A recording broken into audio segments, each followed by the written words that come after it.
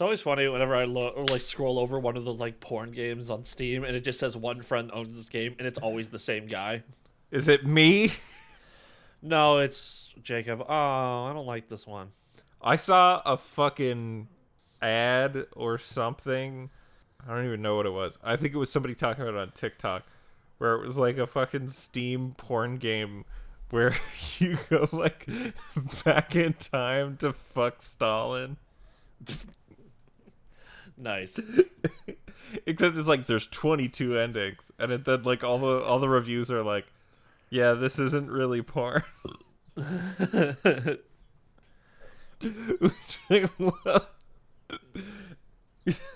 It's like, dude, like if you look at the gameplay, like elements of it look like a really cheap Fallout, like post Bethesda Fallout, and I'm like, but it's like advertised as like a porn game. Yeah, like I'm sure it's not good, but it's funny. I always love when people like on Twitter, they'll post like a picture of something from like some like basic popular media. Mm-hmm. Like it says name someone who went through more pain, and it's a picture of Wanda at the end of WandaVision in front of like the house after she like dissolves the bullshit. And this dude, Matt Post says hi on Twitter, just posts a picture of RoboCop. Because it's true. Like a lot of modern fans go like, oh, this character's like no one's gone through it rougher, and it's like here's 8 characters who have. Yeah, it's like fucking go play something that's not the fucking flavor of the week. Yeah, brother NieR from NieR. Father NieR from NieR. Depending on your perspective, you might think one of them is worse. I think they're equally as bad. But like fuck, what else is or like people were like, "Oh, look at Ellie from The Last of Us Part 2. Who's gone through worse?" And everyone just like dunked on it for like ever. Yeah, Guts has gone through worse. Guts absolutely. Fucking Naruto has had it worse. Monkey D. Luffy has had it worse. Like, and that's some basic ass shit. Luffy, when he was a child, was almost murdered, thrown out to sea to drown because he had the gum fruit, so he couldn't swim. He saw his like his surrogate brother die in front of him, like just get eviscerated by a cannonball, and then like 10 years later he got involved in a giant battle between a bunch of legends, and his other adopted brother went and got a hole punched through him in front of him, and he had a mental breakdown in the middle of a battle, and like people threw their lives. I mean, I would say that's like similar to Ellie, because Ellie like lost both her parents and at a young age. And her surrogate dad. And her surrogate dad and her surrogate mom, who was like the Firefly person, and Trish, and then like she lost her girlfriend, in Left Behind. She's almost got ate by a dude. Yeah, I would say like not even a zombie, a real man, just a ran. Yeah.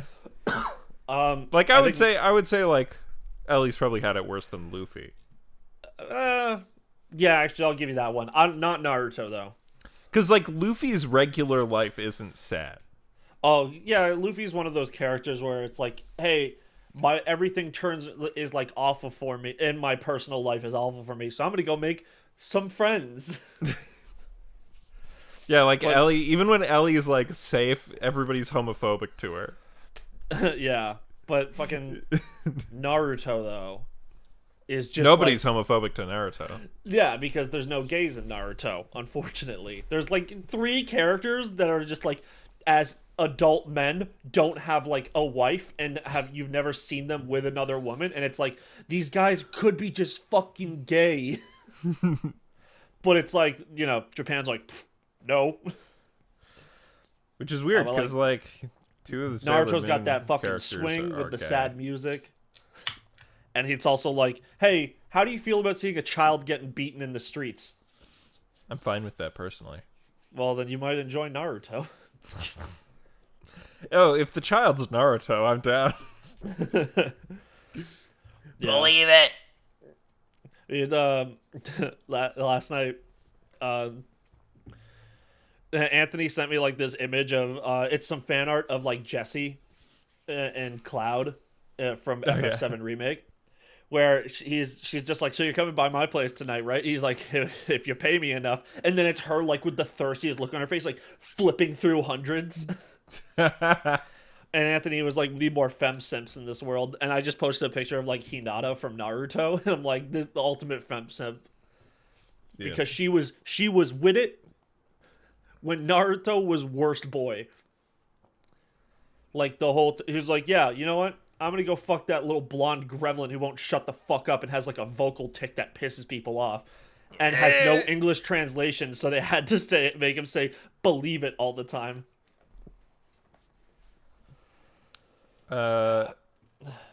Yeah. And if you can believe it, you're listening to the Media Hole podcast. This is a weekly podcast in which I, Nathan, and my best friend in the world, Ian, talk about all sorts of news and entertainment, including film, television, anime, video games, and the like. This is episode 79. Can you believe it? Yeah. We've done this for 79. Well, we've done it for 80 weeks because we missed out 1 week for Christmas this year. Yeah. So, yeah. Damn. Well, you haven't done it for 80 weeks. You've done it for like 77. Something like that. But still, yeah. So next week's 80. I wonder what we're going to do. Probably going to be nothing. Definitely not, because it's not that important of a number. Yeah, but we've got to save up. We've got to save up for 100.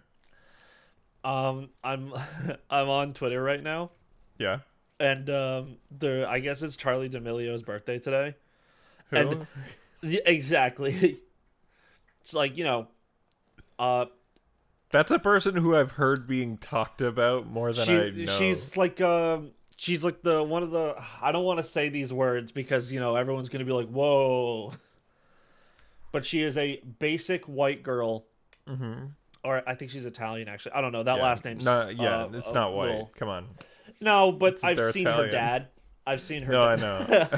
It's just making her dad's joke. Also so fucking, like, weird. Like, he did last November, he made a TikTok where he was like, a lot of you dudes talking about No Nut November. If I celebrated No Nut November, you wouldn't have my daughter, Charlie. I thought No Nut November was specifically about Jack and I. It's No Nut November is supposed to be like, you are not supposed to try and make yourself come. So, like, if you fuck your wife or girlfriend, that's technically trying to make yourself nut. So it breaks the rules. You can also do nofap, which is just like, you don't jerk off, but someone can blow you and whatever. Yeah, nofap, though, at least the subreddit, is like, oh, are you on step 2 of 80 to the alt-right? it's like I thought it looks really funny, but it's like really dark, where it's like, this is like people realizing that porn is very like gross and bad for you, and instead of just deciding to actively not like participate, they decide to do something bad for their mental and physical health, because jerking off is good for you. Like, you can argue, like, there are elements of that industry or whatever that aren't good, but also, I would argue, if you don't take care of the current yourself, industry and the industry in the past, I will gladly tell you that there's nothing good in that industry. The only good shit, the only stuff that's like good for people is like OnlyFans stuff, because it's them in control of their own shit. And anytime someone goes to being like, oh, let me go make professional porn, it's like, oh, let me go be abused off set now. Well, it does depend. There is, like, obviously better and worse. It's just there are situations that are abusive and there are those that are less so or not at all. And yes, of course, just like with anything, if you're making something just for you and you're your own boss, you can't abuse yourself. Well, you could. Like, not... I don't understand what I just saw on Twitter. Okay, so also the reason why I even brought up Charlie D'Amelio is because it's her birthday, but everyone is going like, shut the fuck up. Happy birthday, Gigi Bryant. Who's Gigi Bryant? She was Kobe Bryant's daughter who passed in that helicopter crash. She would have been like 18 today or something. Jesus. So I think there was a picture that gave like a bunch of celebrities' birthdays, like actual how old they are.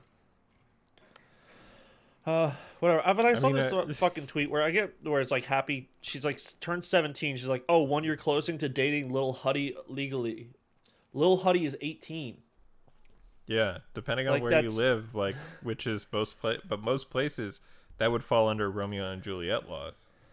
Yeah, or just like who cares? Like, yeah, I don't know. I think these kids are getting out of control. You know what? Cancel them. Yeah, let's cancel culture. The concept of children. Yeah. Let's see if this one will actually stick. Most cancellations never do. Yeah. Let's cancel Bill Maher. Yeah, man. I mean, it's been done, but let's do it effectively. As Because somebody, he came for the gamers. as somebody on the left, having to deal with Bill Maher is so fucking dumb. Yeah, he's such a lib. He's such like a neoliberal. Yeah, it's like he used to say shit, but now he's rich and he's been doing a TV show on HBO for like 2 decades. Now he's rich as fuck. It's like fucking. What's his name? Oh, that guy. All the people always go like, "Oh, fucking, you wouldn't." Today he'd be like a far right comedian because he couldn't say that shit. Who? George Carlin? Yes. George Carlin would not be. No, I know, but George Carlin also like he got old enough and got enough money, and he's like, "I'm out of touch. My comedy doesn't work anymore. I'm not trying to be Seinfeld," and just like stayed out until he like passed away. Well, I mean, he was still doing a lot of comedy when he was like an old dude. Yeah, but more like acting. He wasn't really doing a lot of stand-up. I'm talking like super old, because if you go look at anything of Carlin, it's like, wow, that guy's old. But I mean, like, Carlin was on Bill Maher's show and fucking got him one. Yeah. Oh, they talked about like Twitch for some reason last week on Bill Maher's show, and he was just like, I just think watching people play video games is a fucking waste of time. And I'm like, I think and everyone's like, watching your show is a fucking waste of time. Consuming media in general is a fucking waste of time. Shut the fuck up. What was great was somebody sent a picture of him at a sports game. Yeah. And it was like, I think watching other people play sports is a fucking waste of time. Yeah, absolutely. Yeah. Because it's the same bullshit, man. Except arguably people who play video games online are funnier than people who play sports, who are usually just racist. I will not say that big of a generalization, because there's people like LeBron James who is very funny. It was a joke, but okay. I don't care, Nathan. Now, if they're a hockey player... Not everything I say is factually correct. I want you to know this is a comedy Nothing you say podcast. is factually correct. Some things I say are. I said you were one of my best friends earlier. Yeah, that's a lie. You know that. Yeah, right. I forgot. We only do this for the show. Yeah. As soon as the camera stops rolling, I disconnect and I send Nathan an email that just says, "Go fuck yourself, you piece of shit." Yeah. Yeah. And you haven't tell, we're just fucking going for it this week, because there is no goddamn news. I'm at a point with like, so I started a new job this week. I'm at a point where I'm just like, I'm tired from I haven't worked a real job in a while. So I'm like at this point where I'm that kind of tired at like a sleepover, but we're recording this at like 3 p.m. Yeah. Okay, I just woke up. Yeah. No, I'm at that point where it's like everything's funny. Yeah. That version of tired where you're like, whoa, this must be what being stoned is like when you're a kid. You know what it's... Oh, when you're a kid, yeah. Yeah. I was going to be like, Nathan, you smoked weed before. You used to do it quite frequently. Yeah, but now what that's like is I go upstairs and I physically shake in my bed. And then I like run to the toilet to almost throw up, but I can't, and then I keep shaking, and then I don't sleep, and then I wake up in the morning and I'm like finally okay. That was me the one time I took edibles. We didn't write anything for opening bit this week. No, we didn't, but I did that bit where I was like we were talking about Naruto or something. I don't even remember anymore. Yeah. Anthony sent me some bait this morning. What is it? I'll just read the tweet It was made. The tweet was made at the beginning of this month. It says, "Not so friendly reminder that the Bering Strait theory is racist. Wrong and disproven. It implies that natives were settlers, whereas modern science indicates we were here long before the land bridge, and traditional knowledge says we've been here forever." Is that bait? How is it racist to say that human beings have traveled? I think they're coming at it from a colonialist perspective. Yeah. Just because if it was bad what the white people did when we came to when our ancestors or whatever came over here was hey, there's people here, we're going to abuse them like they're animals. If you go to a place and there's no one there, there's nothing wrong with being settlers. Yeah. Also, I don't think the Bering Strait has ever been disproven because it's a theory. Well, that's what theories are in science. It's you're thinking of the word hypothesis. Thank you. It is. But yeah, listen, I don't know shit about the Bering Strait theory. All I remember is when I was a kid about it and how my teachers was there used to be a land bridge and now there's not. I'm like, yeah, fuck, yeah, sure. Yeah. Sounds cool. That's similar to what I know, because I do know that the specific version of humans that every person on the planet is, which is Homo sapiens, actually all came from a specific spot that you can trace us back to. And that specific spot was not in North America. No, it wasn't. It was in Africa. So I would assume that maybe I don't know, were there humans that evolved there, but they weren't Homo sapiens and they died out? Who knows? Maybe. I don't know. Maybe that's where. What was the one before? Wasn't there Homo erectus before Homo sapiens or something? Yeah. Well, there's the Cro-Magnon, which was early Homo sapien, and then Encino Man. Yeah, and then and then Homo erectus was before it, because that was the first one that could walk on standing straight up. But then Homo sapiens, I think the thing that made us win was we actually have a slightly smaller brain than some, but we're our fast. smaller brain was about how you use it.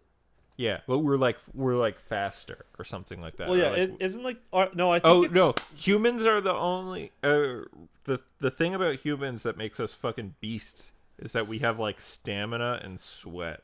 So humans can run for a really fucking long time, whereas cheetahs will go way super fast, but then they have to stop. Completely. I think there was a thing I heard a long time ago where it was if a human and a cheetah had to have a race, if it was a long distance run, the human would win because the cheetah has to stop and relax, but the human will just be fuck it. Yeah, I'll just keep going.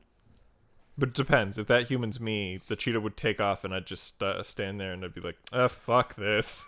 Yeah. I'm not here to do this shit. Can you swim faster than a shark? No. Remember when they actually did that for real? Did what? They had a Shark Week thing where who's the guy who smoked weed and was a good swimmer? Michael Phelps? Yeah, where they had Michael Phelps race against a shark. Yeah. To see who was faster. And, the shark blew him out of the fucking water. Yeah, no shit. Obviously, it's a shark. Yeah, he's a man. He's not supposed to be there. Yeah. He doesn't exist in that God plane. didn't put gills on that motherfucker. Yeah. And if he Although did... God did give him dumb limbs. Also, well... You ever notice that? You hear about that? The guy's got fucked up limbs. He's got giant hands, and that actually makes him a better swimmer. Got really long, and he's skinny. He's got big ears, though. That probably doesn't help. But you wear a swim cap that covers your ears. Ah, you're right. That's why he's such a good swimmer, though. Cause, he does have pretty big hands. He's literally, if he probably thought he had cancer as a kid. Because his hand's bigger than his face? Yes. Haha, I'm doing it, and you can't even hit my hand, you bitch. Because we're boom. Digital. We're doing it. That'll digital. reach you in a couple days. Yeah. That's a great bit for our YouTube watchers. Yeah. Who, by the way, just a call-out post for the YouTube watchers. Why the last two videos not been getting the same number of views? Who knows? The fucking Fast and Furious one where I called it Family or Family because we did the little quiz is sitting with 0 views on YouTube, and I'm like, this is the last time we're doing Fast and Furious on this podcast. But then last week's, which has one of my favorite recent titles, All Caps Are Bastards, got 1 view, and I'm like, what the fuck? That's a funny joke. I stand by that. The video's like 2.5 hours long. Yeah, but I'm just saying, like, if generally the podcast gets like 5, and that one got 1. God, swimmers have like the worst bodies. Yeah, swimmers like. In terms of like peak athletical like physique, I think swimmers have the worst ones. Well, it's because you got to be built in a fucked up way. Like you got to be like skinny pure muscle and long. sinew. Yeah, you got to be skinny. You got to be long. You got to get muscular, and you got to have like big hands but small wrists and arms. Man, fucking Free lied to me. Yeah. Those men are ripped.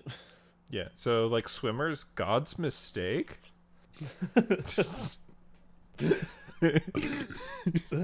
Yes. All right, you want to get into the news? Yeah, let's get right into the news. So first up, Ratchet and Clank, Rift Apart. That's still coming out. Yeah, they had a whole next month. Yeah, they had a whole state of play about it, but also like Among Us was there. And Subnautica 1.5. Which is funny because I was like, Subnautica, I just got that game for free. It's already out. On PS4? Yeah, PS5. Yeah, but that was an advertisement for the PS5. Isn't it a free upgrade? Yeah, it's a free upgrade, so it really doesn't matter for you, but unlike FF7 Remake where they like had it for free, but they were like, if you get the free version, you have to pay for the PS5 version full price. If you already bought it, you don't have to pay for the PS5 upgrade. You just have to pay for the DLC. Yeah. Well, if you pay for the full version because you got it for free, then you get the DLC with the full version when you buy it. Yeah. Which is whatever. It's who cares? That's reasonable. I got this game for free. Now I have to pay for it? What the fuck? Yeah. That's totally reasonable. But yeah, Ratchet and Clank Rift Apart. They had a bunch of footage. I watched it. It looks good. Graphics. Wow. Very colorful. Ooga booga. Whoa. Ooh, polygons. He's fighting like a weird man. Oh, you can play as Girl? Yeah, that's the best part. And Girl is voiced by Jennifer Hale, the most prolific voice actor in video games. Dude, I can't believe... Apparently, that's what Wikipedia said, she is the most prolific video game I can't believe that actor, Insomniac is pandering to SJWs. Why? Because they put a girl in? Yeah. Yeah.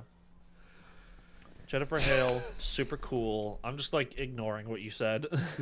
Yeah. Been in video games since 1994. Damn, dude. She plays huge, big, important characters such as Naomi Hunter and Metal Gear Solid. Oh, shit. Black Cat and Mary Jane in a Spider-Man game that came out in the 2000s. Ooh, what was it? Friend or foe? Just a Spider-Man.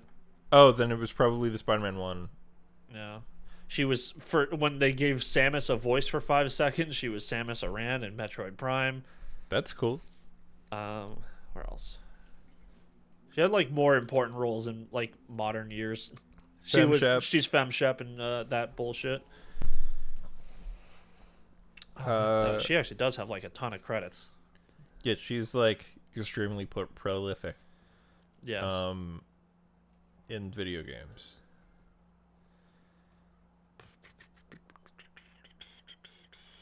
Although she doesn't tend to do a lot of stuff that's like the super cinematic, realistic stuff. Like, I don't think she does a lot of mocap. Yeah. Probably because she just didn't care to. Yeah. Maybe.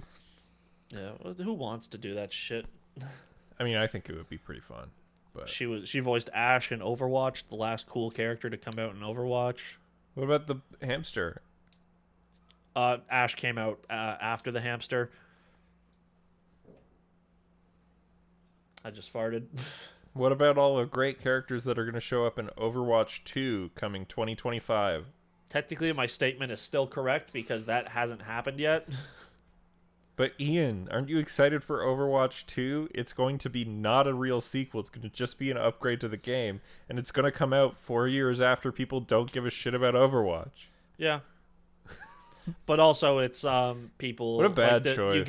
You get all the multiplayer stuff for free when Overwatch 2 comes out. It's just a free update. But if you want to play the brand new story-based single-player content... Oh, you mean the shit that should have been in the base game? I'm not going to say if it wanted to come out really for full price? Overwatch didn't come out at full price. Didn't it? No, it was like $50. Oh, okay. Well, then that passes, I guess. Well, there was they had like a premium edition of the game, which was like full price, but that's gave you some extra skins and all that. So yeah. Yeah. Anyway, Ratchet and Clank, it looks cool. I will probably check it out. My mom is trying to get me to secure a PS5 for her so she could play it. She just refuses to go downstairs while you're like not at home. No, she doesn't. She wants it on her TV. Oh, because her TV's so much better. I mean, it is. It's 4K and big, and it's upstairs. Where your TV's just big. My TV 1080p. And big. Yeah, it's pretty big. Mm-hmm. Her TV bigger though. It's like 95,000 inches. Jeez, that's too big. You know what's the nice thing about Ratchet and Clank, actually? That it's fun.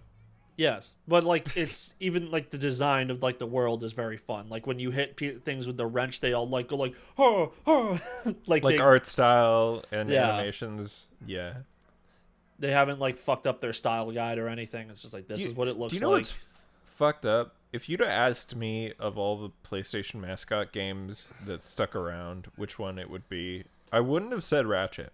Yeah. Because like Ratchet also went through like a period of like bad games. Yeah, or, like late not PS3, as good games. Late PS3. Like I even there's people who have a problem with Deadlocked. Like I don't think anybody who's a fan of the series will say like A Crack in Time is good.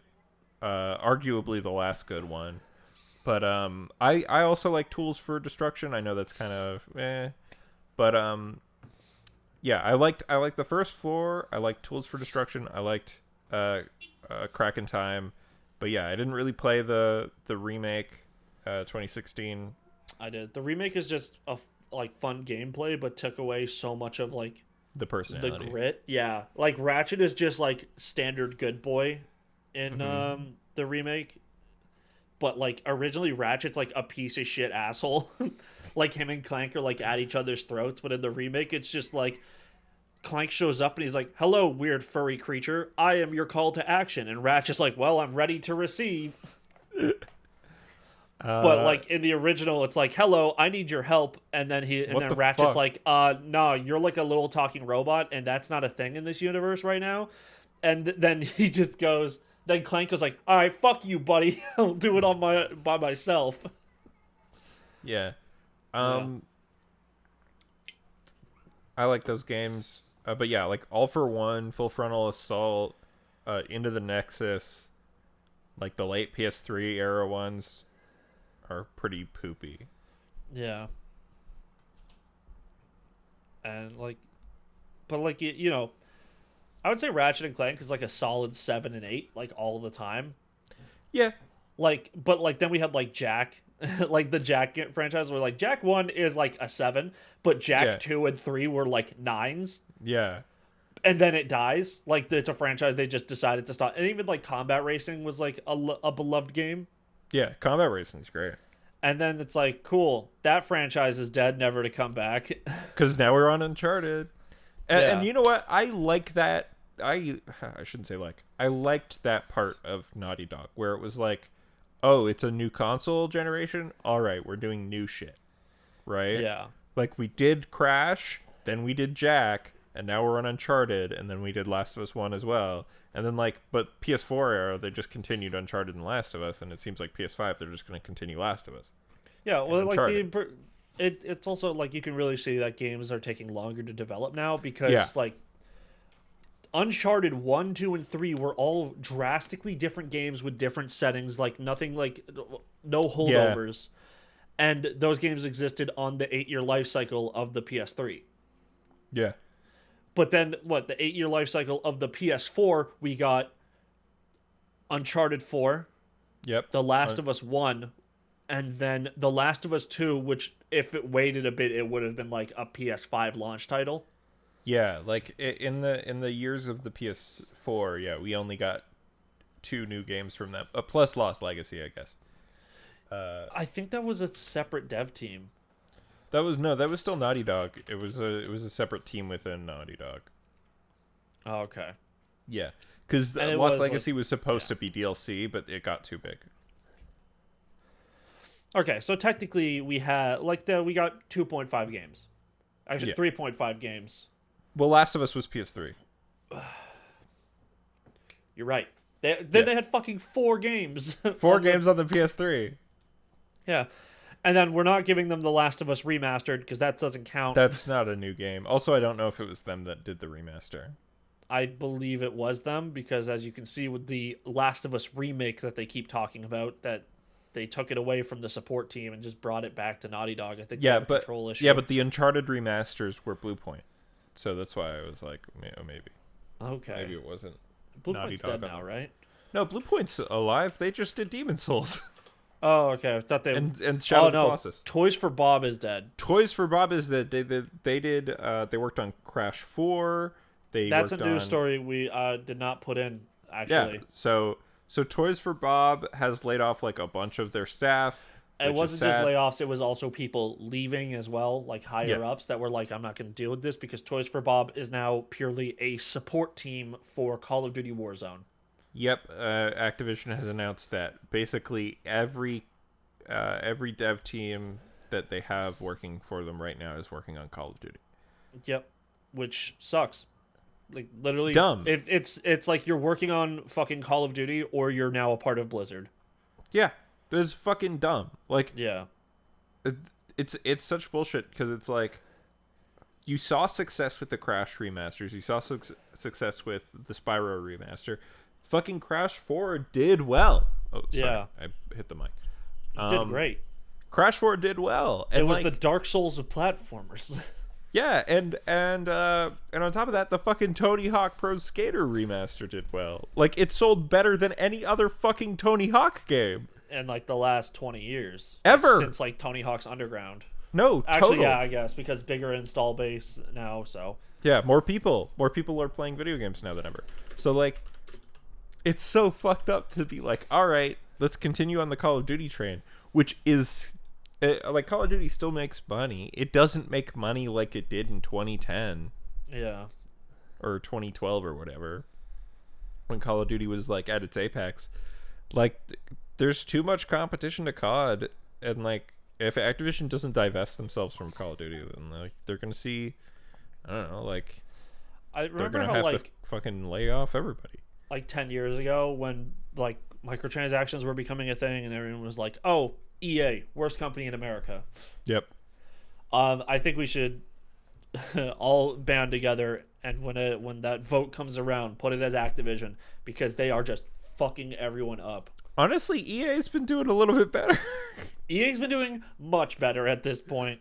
Yeah, New Dragon Age is coming out. Fucking Mass Effect remakes coming out. Like, yeah, It Takes Two is popping off. That's EA. Yeah. They also did A Way Out, and both of those games, only one of the 2 people who are required to play it have to fucking buy it. Yeah, and that's the second time they did that. Yeah. Yeah. And, like, who else? What else does fucking EA have? The Sims sucks. Like, no, modern Sims is so bad and so expensive. Oh, Skate coming back? Like, Yeah, well, we'll wait and see. Obviously, who knows what There's that's gonna also be like. still bad, actually, now that I think about it, because they have the Madden and FIFA contracts. Yeah, but I mean, like, they're doing better than Activision right now. Monetarily, but I mean, like, the way No. I mean, in terms of like Activision in terms is of like, not simulator games, like, EA's killing it. Yeah, that's what I mean. Like, they're doing better. They're moving in the right direction overall, let's say. Yeah. They went so Right. hard in the wrong direction, they finally figured it out. Where they're like, oh no, why did we have BioWare make this shitty game? Yeah. They're moving in the right direction. Hopefully they continue being nice to Respawn. Yeah. I think I do believe though because of Apex Legends, Titanfall 3 probably would not like be would probably be like an Apex Legends universe game. Yeah. Like that point, because it's like how fucking no one wants to go back in time with Star Wars anymore because you can't have giant fights that like or use powers that have been like come in the future and shit. Yeah. So like we're all going to the future for Star Wars stuff. Yeah. Because Disney just wants a fresh perspective. Well, because the only thing that's in the past right now is all the Mandalorian stuff, but it's in that blank period still where you can still like play around. Because there's nothing really been decided. The High Republic. I don't know about that. That's currently going on with like a lot of mixed media stuff. Yeah. Yeah, I think it's mostly in books and comics, but they were making a big deal of it. We were talking about it before on this pod. Oh, there's a new Need for Speed announced as well. Oh, who fucking cares? People who like Need for Speed. Does anybody like those games anymore, man? I thought they were dead. I think Even everyone just that it goes like Hot Pursuit was so cool. And it's like that game came out in 2003. Yeah. I liked Need for Speed Carbon. That one was pretty cool. I fucking hated Need for Speed. I fucked around with Payback movie. a little bit. Oh, the movie. Yeah, we watched that like As during part of your Fast Fast and February. Furious. Yeah. Yeah. Well, we had like an extra game, and we were like, let's just go for it. And we watched it. And I was like, this sucks. I'm sure I always say that like, oh, we were all in agreement that it sucked. But then I go back to the call. I'm like, you guys hated this movie, right? And they're like, no, we loved it. You were the only one who didn't.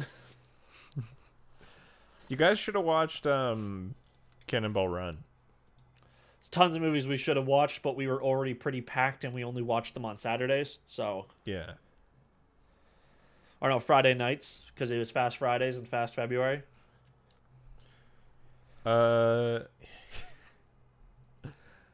Anyway. All right, I don't know. What is Lost Soul aside? Lost Soul aside, you forgot about this video game? I think I just didn't ever know its name. Look it up. This is a fucking cool-ass Chinese video game. Oh, it's Chinese? Ugh. Yeah, but it's like a Chinese indie game. It's, I think mostly made by one There's guy. no indie games made in China. Whoa, this is like what if Final Fantasy 15's combat was good? Well, the guy who made it was like, hey, I was inspired by Final Fantasy 15 and Devil May Cry. Okay. And yeah, dude, it's an indie game. It's made by one guy. Like, he's being supported just by, I think Sony has like a Chinese creators fund. Okay, that's good then, because China is the villain. There does seem to be too much going on in this gameplay, though. Like, there is a ton of, like, moves and shit happening, and there's a bunch of flourishes. I love Like, it. Devil May Cry is at least a little more simple, where, like, the only shit you really see is, like, blood. Like, blood and sparks. But this is, like, a bunch of...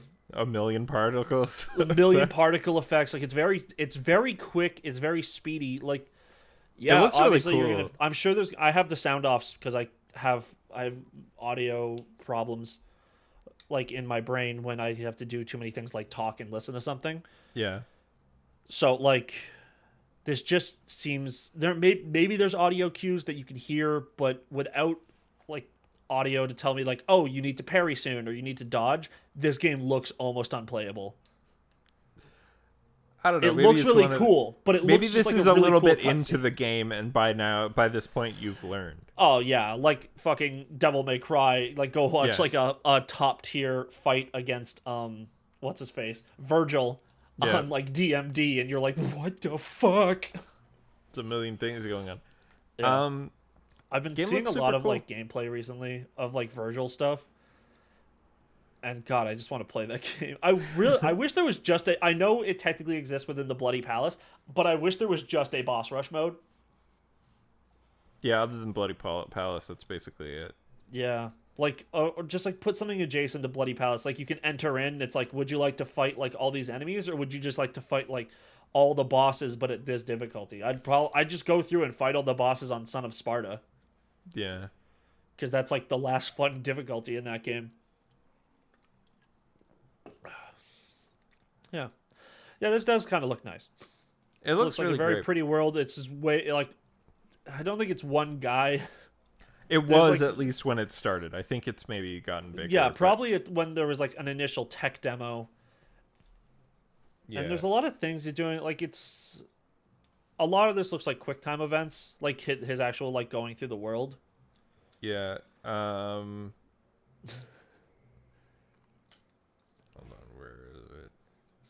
God, these particle effects are so aggressive. Well, not like particles, but also like physics. Or like this like helicopter plane thing came through and like shot up the ground, and rocks were just going like, whoa, fuck! Oh look, Devil May Cry enemies that you can just beat the shit out of. Yeah. Okay. So the reason why that game had that new trailer is because they were announcing that it's going to be on PS5, not PS4. That makes sense. There's no way this game could run on a PS4. And again, that's part of PlayStation's China Hero project. I think there's too many, like, this game looks like stylized, but also too realistic on like people's faces. Yeah. Yeah. Realism is the I death really of like art. it. I don't know. I really like that game. I like how it looks. It's Big sword. It's very cool. I know it's just trying to be like FF15 / DMC5 vibes. Yeah, Virgil DMC5 vibes. Yeah. Yeah. Because both of those have very like nice, you know. It looks cool. I hope they put in an interesting HUD, because I don't really want to play a game with no HUD. You want it minimalist? No, because I think a health bar is important in games like these, because I don't want there to be like visual cues on screen or on a character, because I'm not paying attention to the character as much as I am the enemy and the moves they're making. An indication on a boss health bar is also helpful, because not knowing how much health a boss has is pretty frustrating. Yeah, okay, so starting in 2017, I think they got a studio, but before 2017, it was just by one person. It was like a very impressive pitch reel. No, it was like a trailer. Like, there was a trailer, and it was just like, this is a game by one guy named Yang Bing, or Young Bing, or I don't know how to say it. Yang Bing. But then they put out a trailer saying that they got picked up by PlayStation's China Hero project, which is supporting... Does it have a rat tail? I don't know. Anyway, the game looks fucking cool, dude. Yeah. You're being a real negative Nelly about it, but it looks I'm not. sick as He fuck. does.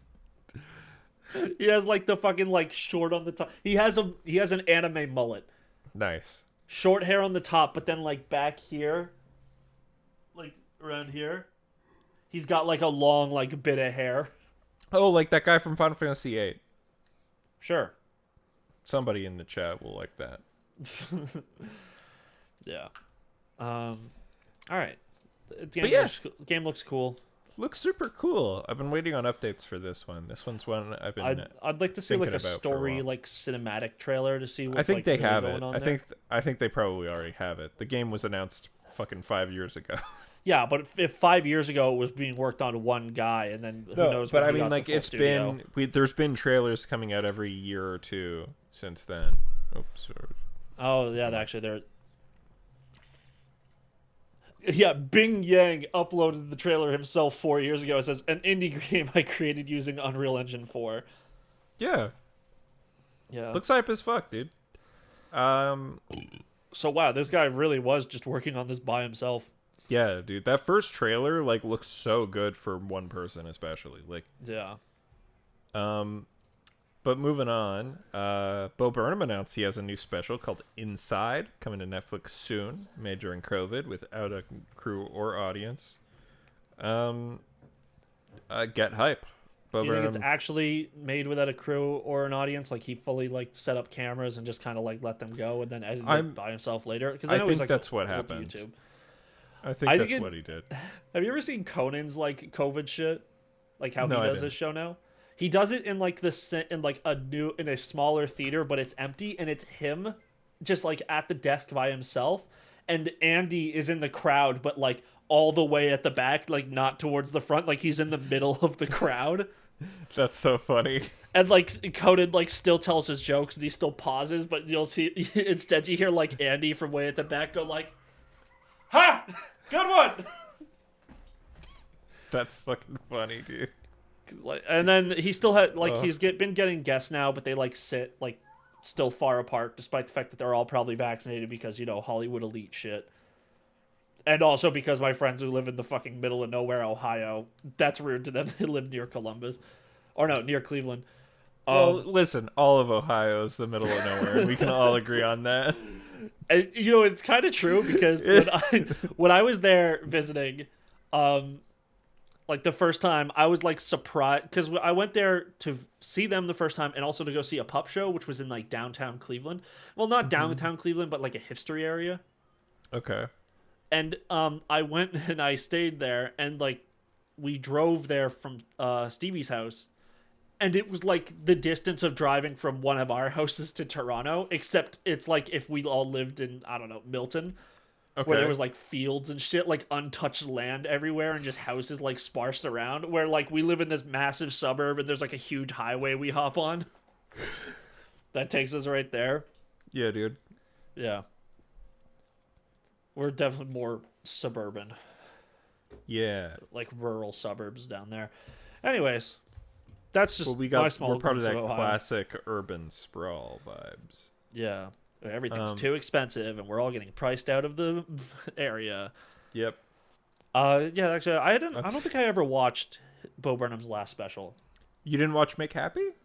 I don't think I did, because I think I just started watching it and I'm like, it's not hitting as good as like What, so I just stopped watching. Yeah, What is the best one, but Make Happy's still really good. Yeah. Has that country song one. It's like, cold beer in my truck. And he's doing a bit where he's like, I actually really like country music, but like modern country is like all these people that have never worked a day in their life. So I wanted to make a song like that. They're all like the children of like rich people. Yeah. And where, he's like, my old country is just like, God damn, this country's beautiful, but what the United States Army is doing out there across the seas is not cool. Yeah, he's like, yeah, go on, see if you can remember. Hold on, I'm trying to remember it. This is a few years ago, but he does a bit where he's like, cute girl in a straw hat with her arms out in a cornfield. That is a scarecrow. Thought it was a human woman.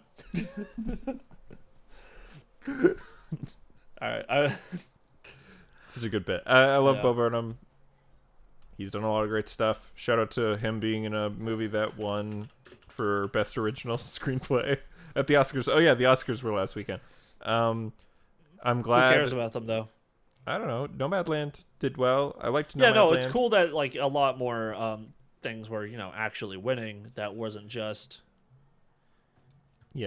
white people made white people movies where they're the heroes to black people, like Green Book. But yeah, it sucks that fucking Judas and the Black Messiah didn't win any awards. But Chloe Zhao winning awards for Nomadland was good. Yeah. Good for her. First woman of color to ever win an Oscar. Yeah. Second woman ever. A Marvel movie. Yeah, everybody was like, yeah, fucking hyped for her Marvel movie.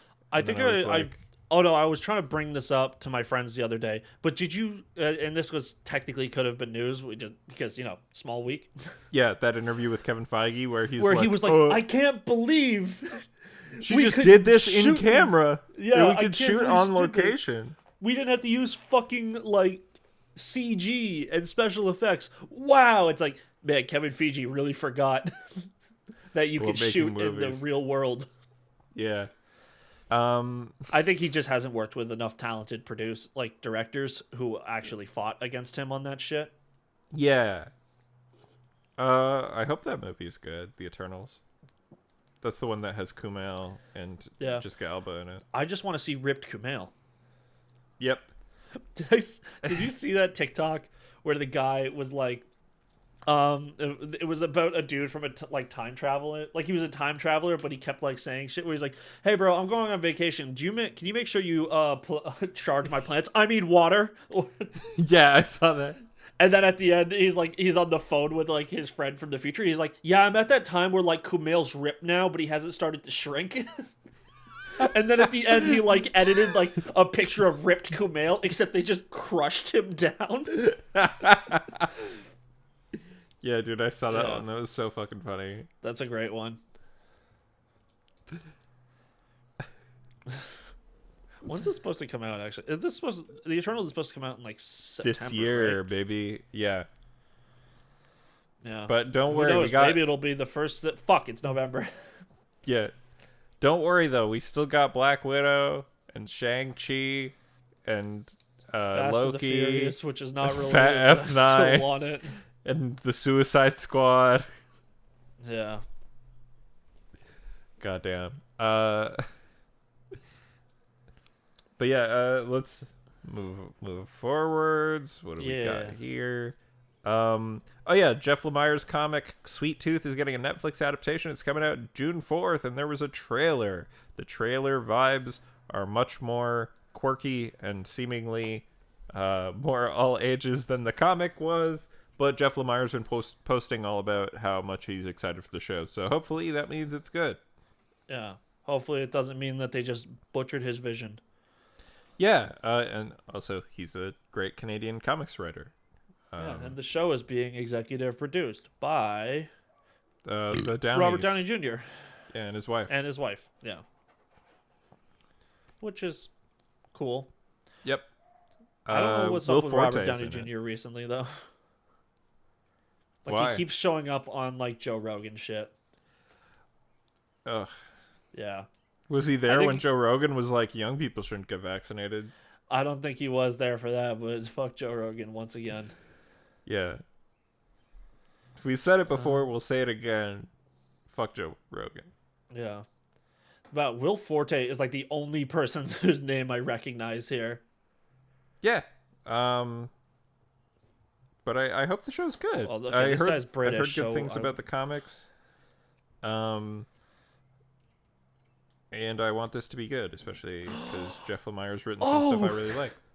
Nonzo and Nazi was in Artemis Fowl. Did you watch that movie? I did watch that movie. I watched it with The Call. It is not a good movie. It is very bad, and that sucks. Because, they, like, retconned a bunch of, like, characters to be a little more, not trying to say inclusive, because, I don't really care the fact that they made, like, the old, like, they recast, like, the gruff police, like, lieutenant person as a woman. I can't remember which actress who played her. It's, like, a very famous actress. Judi Dench. Okay. They also had he saves his dad at like the end of the movie, and that's like the point of like there's 5 Artemis Fowl books, and even in the end he still doesn't fucking find his dad. So it's like kind of catching the One Piece in the first season. Yeah, or like Butler, like they don't. Are you excited for that Netflix One Piece? I kind of am. I kind of am, just to see how bad it is. Yeah. But like I want that. It's funny because obviously I don't care about One Piece, so like I kind of want to see it, and I kind of want it to be bad in a fun way. But like I feel the opposite way about Cowboy Bebop, and I want it to be good because I love Cowboy Bebop. I just think it's gonna look like really cringy and bad because like whenever I see someone who's like, what's your power? Just to stretch? Ooh. Just a bad thing to do in live action. Yeah, stretch out a human body. I would have said that about Doom Patrol, but it's one of the best fucking TV shows I've ever seen. So, are you talking about when lady in Doom Patrol like melts into a crazy creature? I just meant in general. Oh, okay. Like all those people's powers? Yeah. The one actual change I really didn't like is that they changed the fairy lady that he like captures at the beginning to be like this young, plucky, like Tinkerbell type character. Not like Tinkerbell, but like fresh on the force, like not like she's like kind of incompetent. Where in the book she's like a grizzled detective, like she's very good at her job. But they say that the reason why Artemis Fowl, they say like the reason why Artemis Fowl catches her is because she was like new on the job and like didn't know what she was doing. But it was literally just like the kid's like a genius in the book, but in the movie it's like, oh, he catches them because they're all bumbling fools. Yeah, she's 84 years old, but she's a lot like old. She's like, they treat her like a child. Yeah. Yeah. So do you want to get into the weeks? Well. Yeah, I guess I can bring up this one thing while you're talking about one thing in your week. Yeah. Here, I got more than you, so I'll start this week. Okay. So I've been off again of work because COVID. I'm back. Oh, you tested positive? No. But the doctor said because I was in direct contact with someone who did test positive that I had to take at least 2 weeks off. And I had already been off for a full week. Like I got exposed on Monday. I went to work on Tuesday. I got sent home on Wednesday. I didn't even get to pull in. I was like about to get there. This was last week. So I was about to get there and they said go home. Like I got a call from my sister who is the safety coordinator at my job. And so I went home. I got tested on Saturday or something. Yeah, like Saturday night. So it was after the podcast. No, but you mentioned it on the podcast. So then it was Friday night. Friday, yeah. Yeah, it was very uncomfortable. And then Sunday comes around. I got my test back. I was negative. And I was talking to my sister, like, do I go to work tomorrow? And she's like, I don't know. Just don't take it off. And then I'll let you know while she was at work. And then they were like, all right, see you next Monday. Nice. So I've consumed a bunch of media this week. I'm just going to say NieR Replicant for the end, because then we can just both talk about it. Yeah, this isn't going to be the NieR Replicant spoiler cast, so we're going to try to be careful with spoilers, because I'm still working my way through it, and I don't know any of the new shit that was added, so... I still haven't hit any of the new shit, but it's all new to me, because I was a poor child when this video game came out, and I don't want to see spoilers for a game that, just because it's 10 years old, doesn't mean I want to hear about it. Fucking Castle Super Beast dickheads.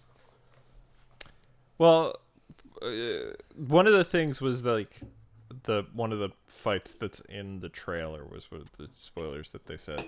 Yeah, but if I don't watch trailers either, it's not a spoiler. It's a spoiler to me. If I don't know about it, if I haven't engaged with it in my own way, it is. I don't know. I think if it's in a trailer, it's not a spoiler. Yeah, I'd agree. Like if I was like, you fight a big robot at one point in this game, that's not a fucking spoiler.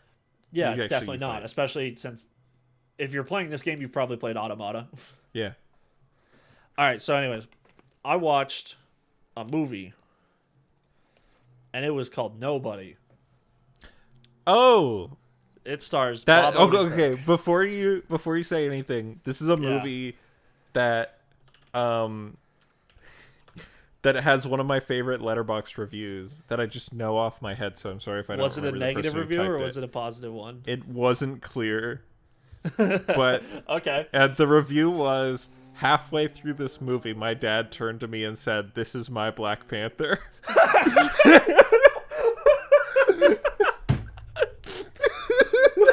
Okay, so the plot of the movie is the movie's only like 90 minutes long. It's not very long. But one of the directors of John Wick. It is in the John Wick universe.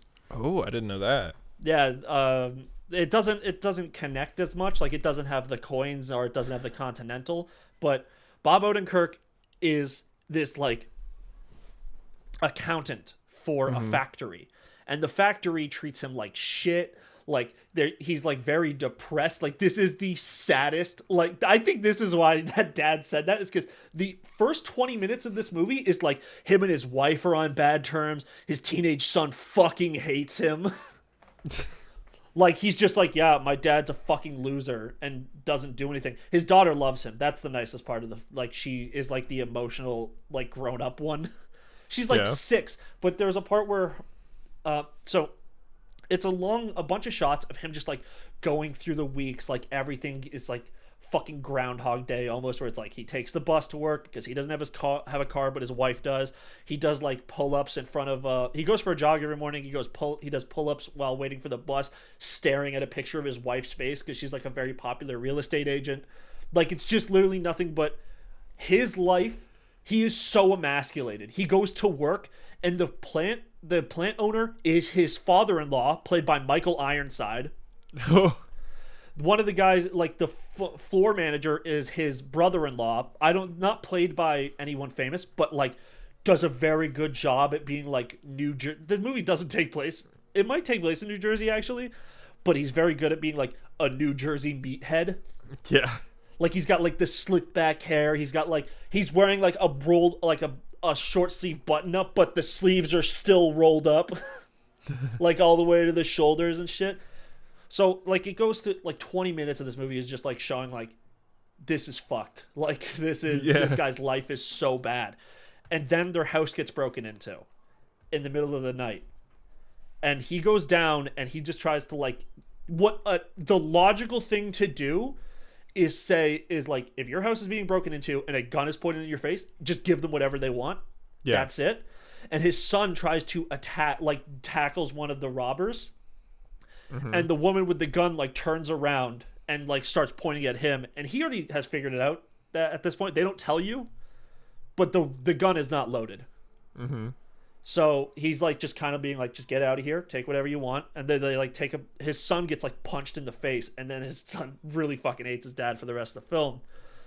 But he goes back to work the next day after his house is robbed. Actually, okay, the cops show up, and they're just like, and you didn't try and stop him. Like the shittiest thing, but it's two men looking at this other man going like, and you didn't try and like save your family? And then he goes to work and his boss is a little more understanding, but his brother-in-law like Joker 2019's him and gives him a gun. And like, you know, but then he goes home and his daughter lost this cat bracelet that she had. Mm-hmm. And he goes on a rampage through the city to try to track these people down. Yeah. But isn't he like an ex-hitman or something? And there's like a bunch of hints towards it with like how calm he is in situations. He goes into this like tattoo place and he flashes a fake FBI badge because it was his dad's FBI badge. Do you know who plays his dad in this? Who? No, you don't. It's Christopher Lloyd. Oh shit. This movie has Christopher Lloyd and Michael Ironside. Damn. It's like crazy how these like men they just threw in there. So then this old dude, he sees like a tattoo on his wrist and it's like a 4 and a 7, ace of spades, like spades sort of shit. Yeah. And the guy just goes like, oh shit, you have a nice day, sir. And like goes behind this door and comically just like puts all the locks closed and shit. So he finds the people who robbed his house. He's looking for this kitty bracelet that he think they might have taken. And he like, turns out they don't have it. It goes like, oh, these people robbed them because they were poor and they had like a baby on like life support and they were a very loving couple. They're just like kind of pushed till the edge. Yeah. Then he goes to take the bus home and these drunk Russians get on and they start like talking shit to this woman. And like some really nice music starts to play. He ushers the bus driver and the woman off. Oh, he ushers the bus driver off, takes her phone off of her and puts it next to him in front of the door and then locks her out and then just beats the shit out of these Russian dudes. Like fucking brutally. Like this is the moment where it's like, oh no, he is like some sort of an assassin. And like the grossest part of the movie is he collapses this young Russian dude's throat. Like, you know, he's like choking for breath. Yeah. And he takes a small knife and a straw and does an incision into his esophagus and pushes the straw through so he can breathe and then leaves them there. Damn. And then the whole movie is the aftermath of all of what happens here. He starts to like man up and just show like I like this my life sucks, but I have to act like this. It was very much like True Lies. Like that Arnold Schwarzenegger movie where like no, the only person except his wife knew about his past. It's just his kids and his like other family doesn't know.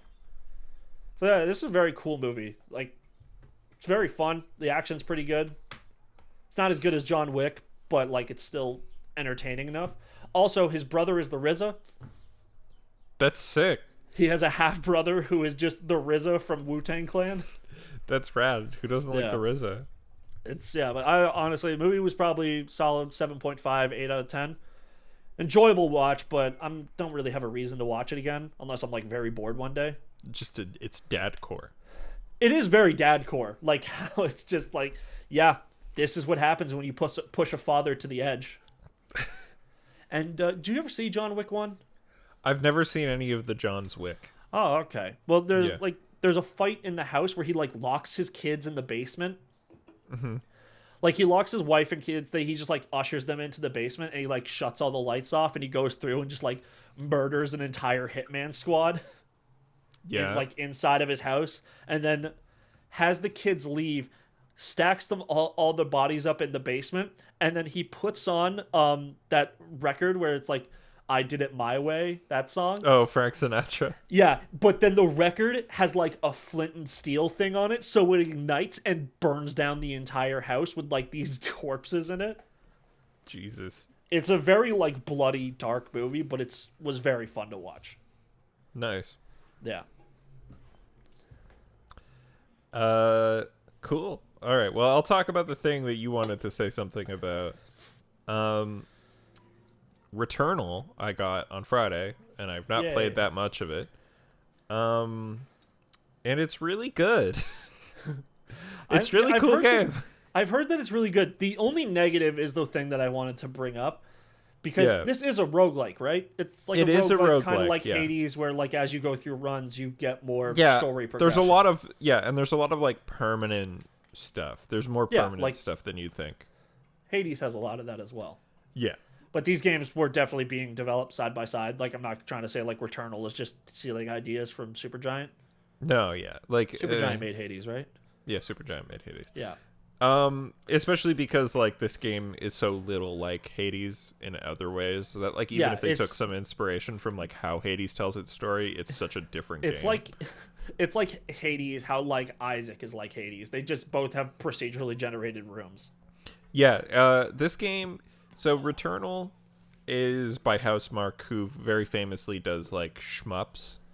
And so this game, a lot like NieR, has like very shmuppy enemies, like that shoot. Does it have the thing shoot like little balls at you, like literally like bullet hell shit shoots at you? But does it have the thing like NieR where you can also like shoot the balls to like get rid of them or like hit them? And no, but you have more movement and you shoot. You don't hit. You don't hit people melee. It's a shooter, so you know.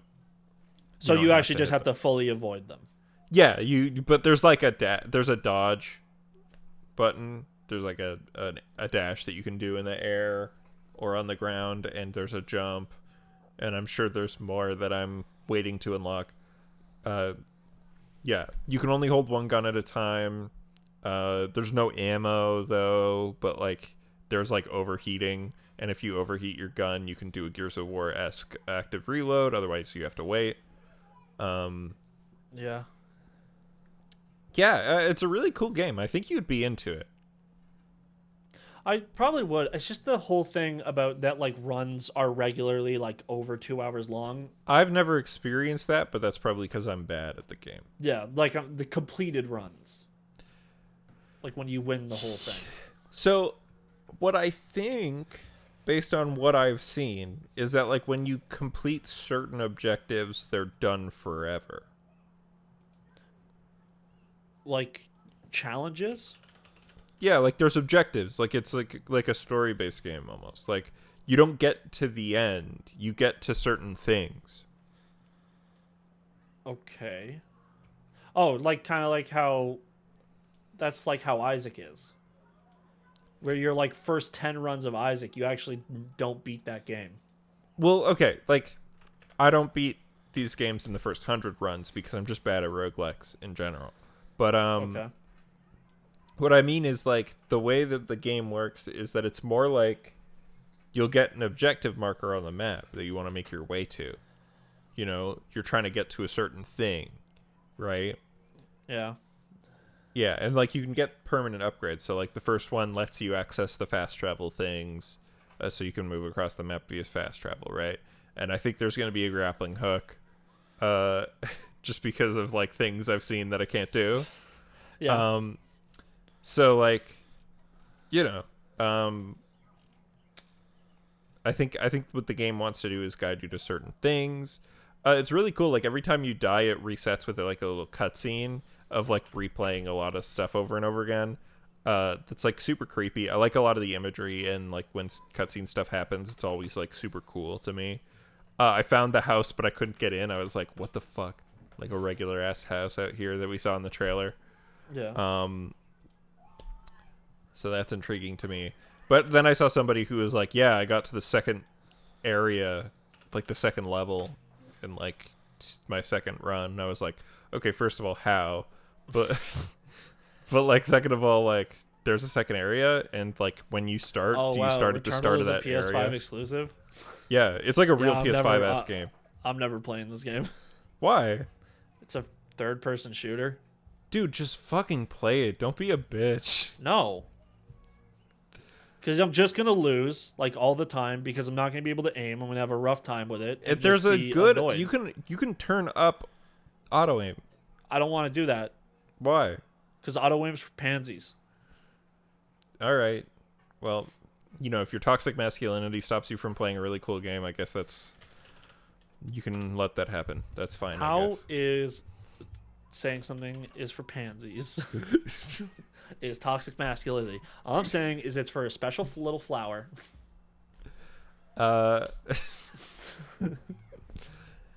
Anyway, I think Returnal's cool. I like Housemarque. I think it's cool that like this game that's like very creative and unique. Like it's a roguelike with a AAA budget and like third person shooter and like cool presentation can exist. I think it's awesome. Yeah. I like it. I don't know, man.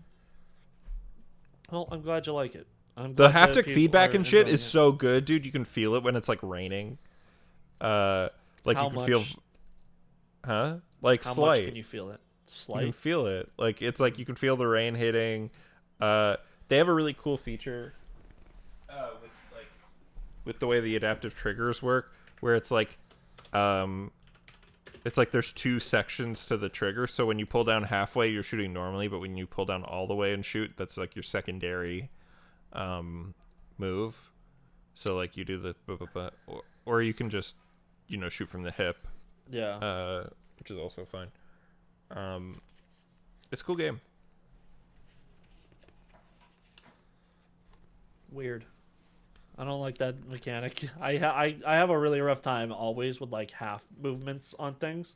No, it's like there's a part where you can feel it stop.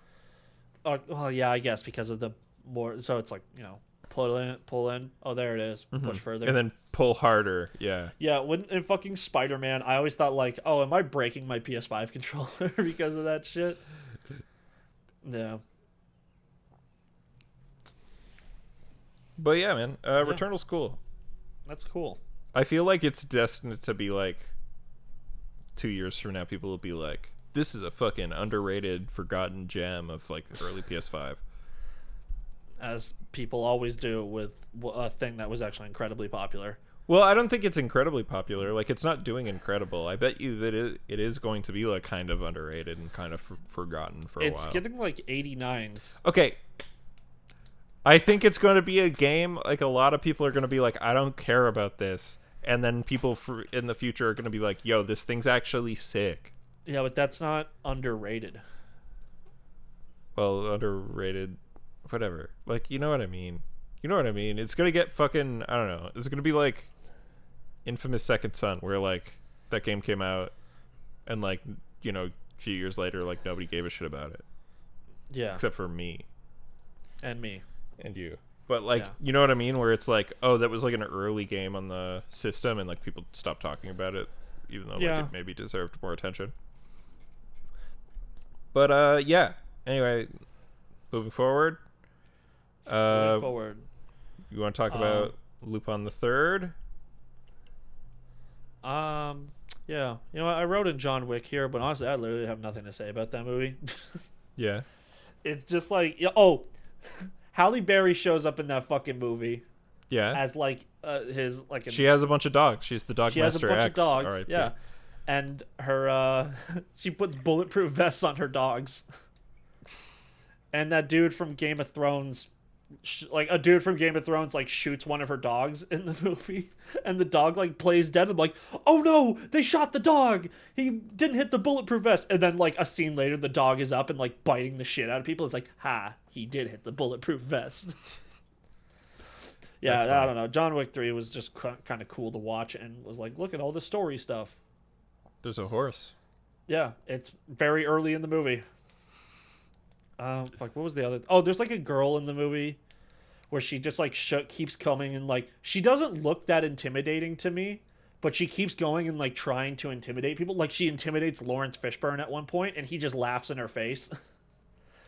And there's people out there who'll be like, oh, it's because she's a woman. It's like, no, it's because she looks young, and all she does is threaten people and try to say like, I'm going to take away this thing. And it's like, well, you don't really have the power.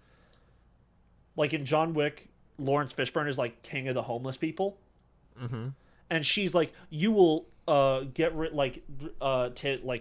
abdicate your throne, and you will be replaced by someone that the council says is worthwhile of your stature or whatever the fuck. And he just laughs in her face and has this speech about how he is the throne and no one can do his job. And it's the same with like the Continental, where she keeps threatening them, and he just goes like, ha ha ha, no. So, like, what you're saying is when you do that, you need to have sometimes when she threatens and people laugh at her and she actually succeeds at the thing she's doing to make. She doesn't really, though. No, that's what I mean. They need to do that. Yeah, and, like, in that sort of universe as well, where, like, literally everyone is an assassin, she needs to do it herself as well, like, get her hands dirty. Yeah. But she uses, like, henchmen to do it all the time. Like, she sends this dude named Zero, who is, like, this legendary assassin, but he's also, like, a fanboy of John Wick. And his two, like, assassin, like, understudies are the dudes from the Raid Redemption. And that was, like, they did a really good job in the movie. They were, like, also, like, John Wick is so cool. But, like, it just, like, she never got her hands dirty. She kind of just kept talking. And, like, this, in a movie like this, it's not very threatening. Yeah. Where if you're supposed to be, like, the big bad and all you do is throw henchmen, it's not very intimidating. Where, like, they should have given her a stand or something.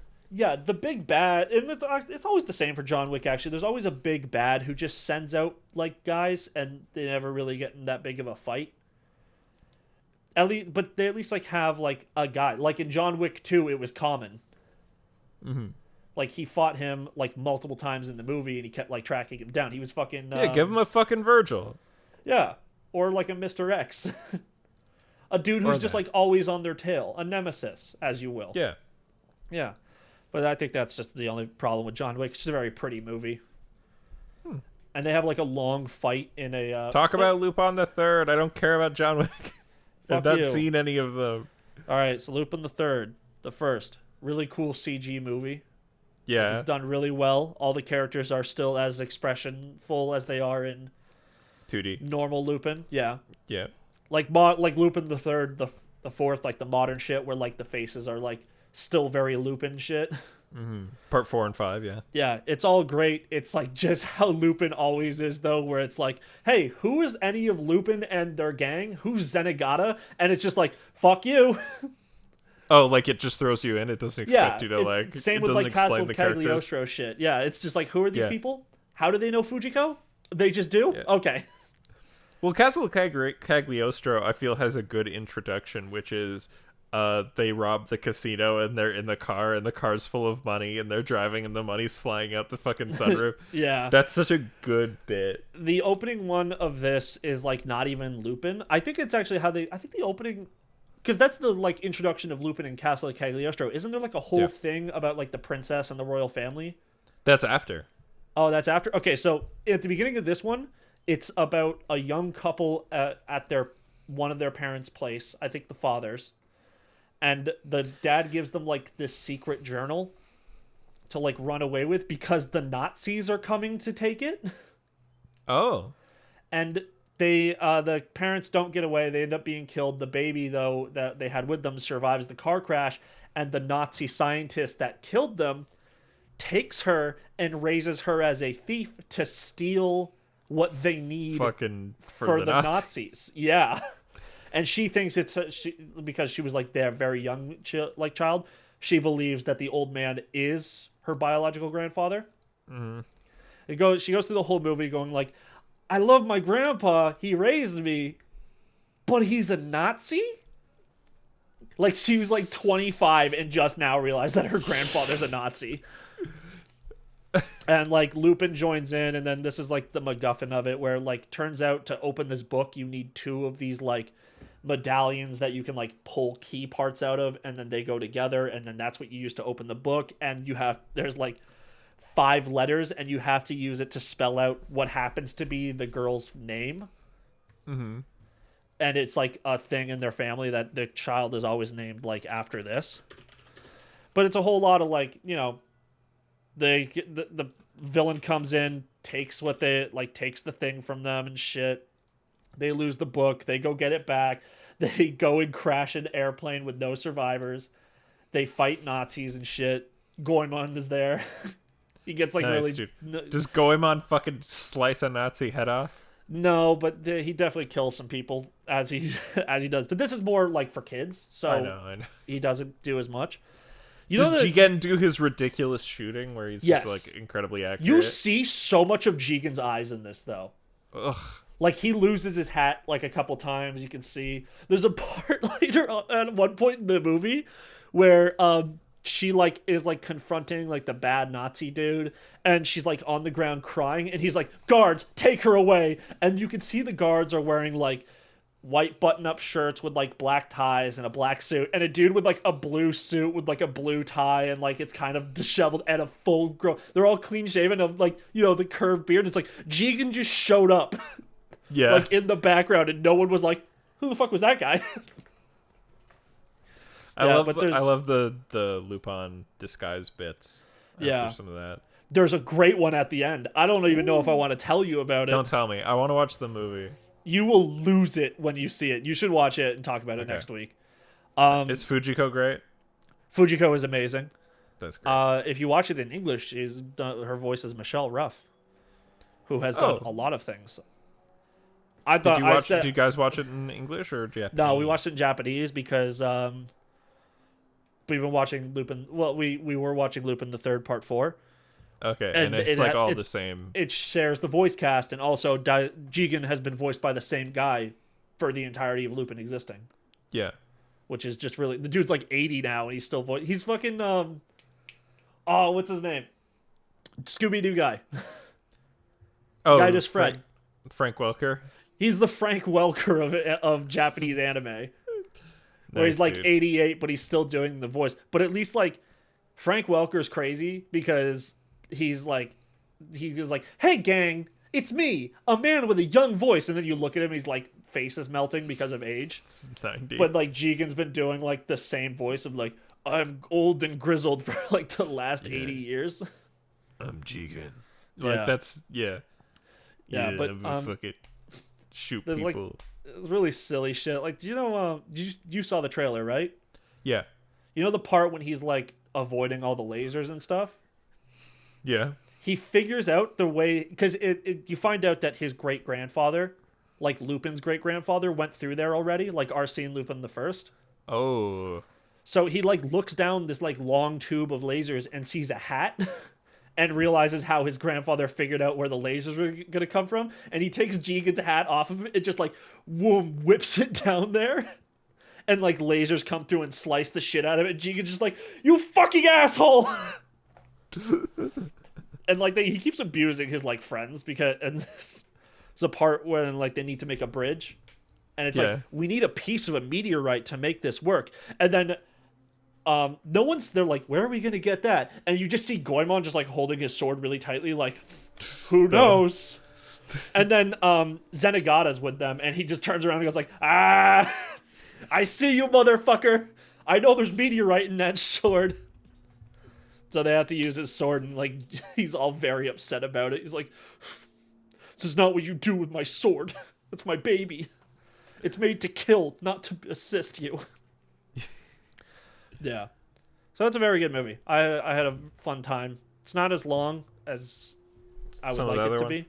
Well, it's only 90 minutes. It's like it tells the story, but it also tells it very quickly sometimes.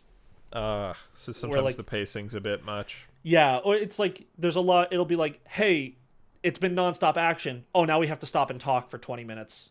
And then it's nonstop action again.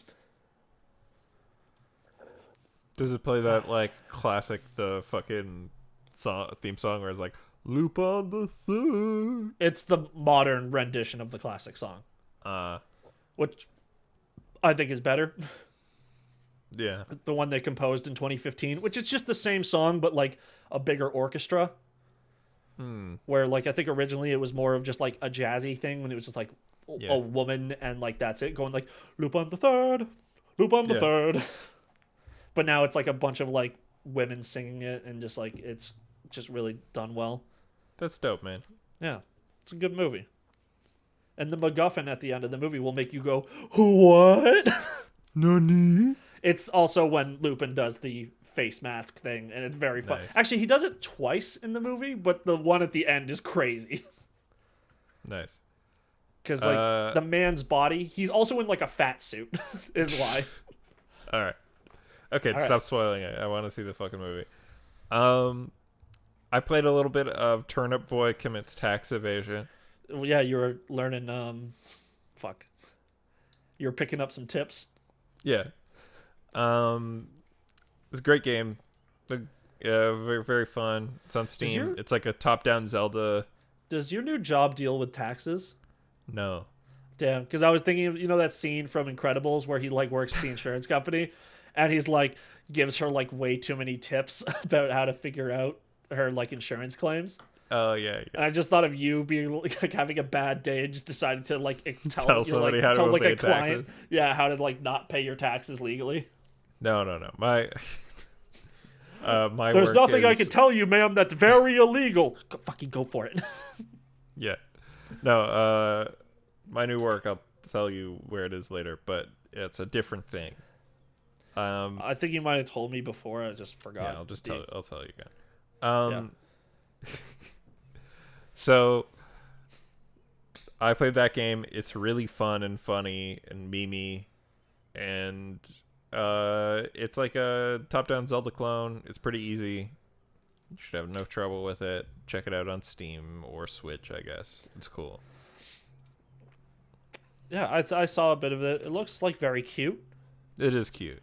It's very doesn't you cost rip a lot up of game. you rip up every piece of paper that you get. Really? Yeah, so why? Like because you're committing tax evasion. So like the first thing that you do is rip up a tax form, and then the mayor is like you've committed tax evasion. And he's like, wow, that felt good. I'm gonna go do that some more. But then like some of the side missions are like a woman gives you, or not a woman, somebody gives you like a love letter, and you fucking rip it up in front of them. It's like isn't that a fucking scene from like an old Gundam where like a girl invites this dude to like a birthday party, and he's just like, oh, and he's like, you fucking piece of shit. Yeah. But he like leans into her and he's like, I'll kill you, and then just leans. That's what it is. I'll kill you. That's so funny. I think that's from Wing. Maybe it looks pretty old, but also it's like it's edited together that it looks like a shit post. Yeah. Yeah.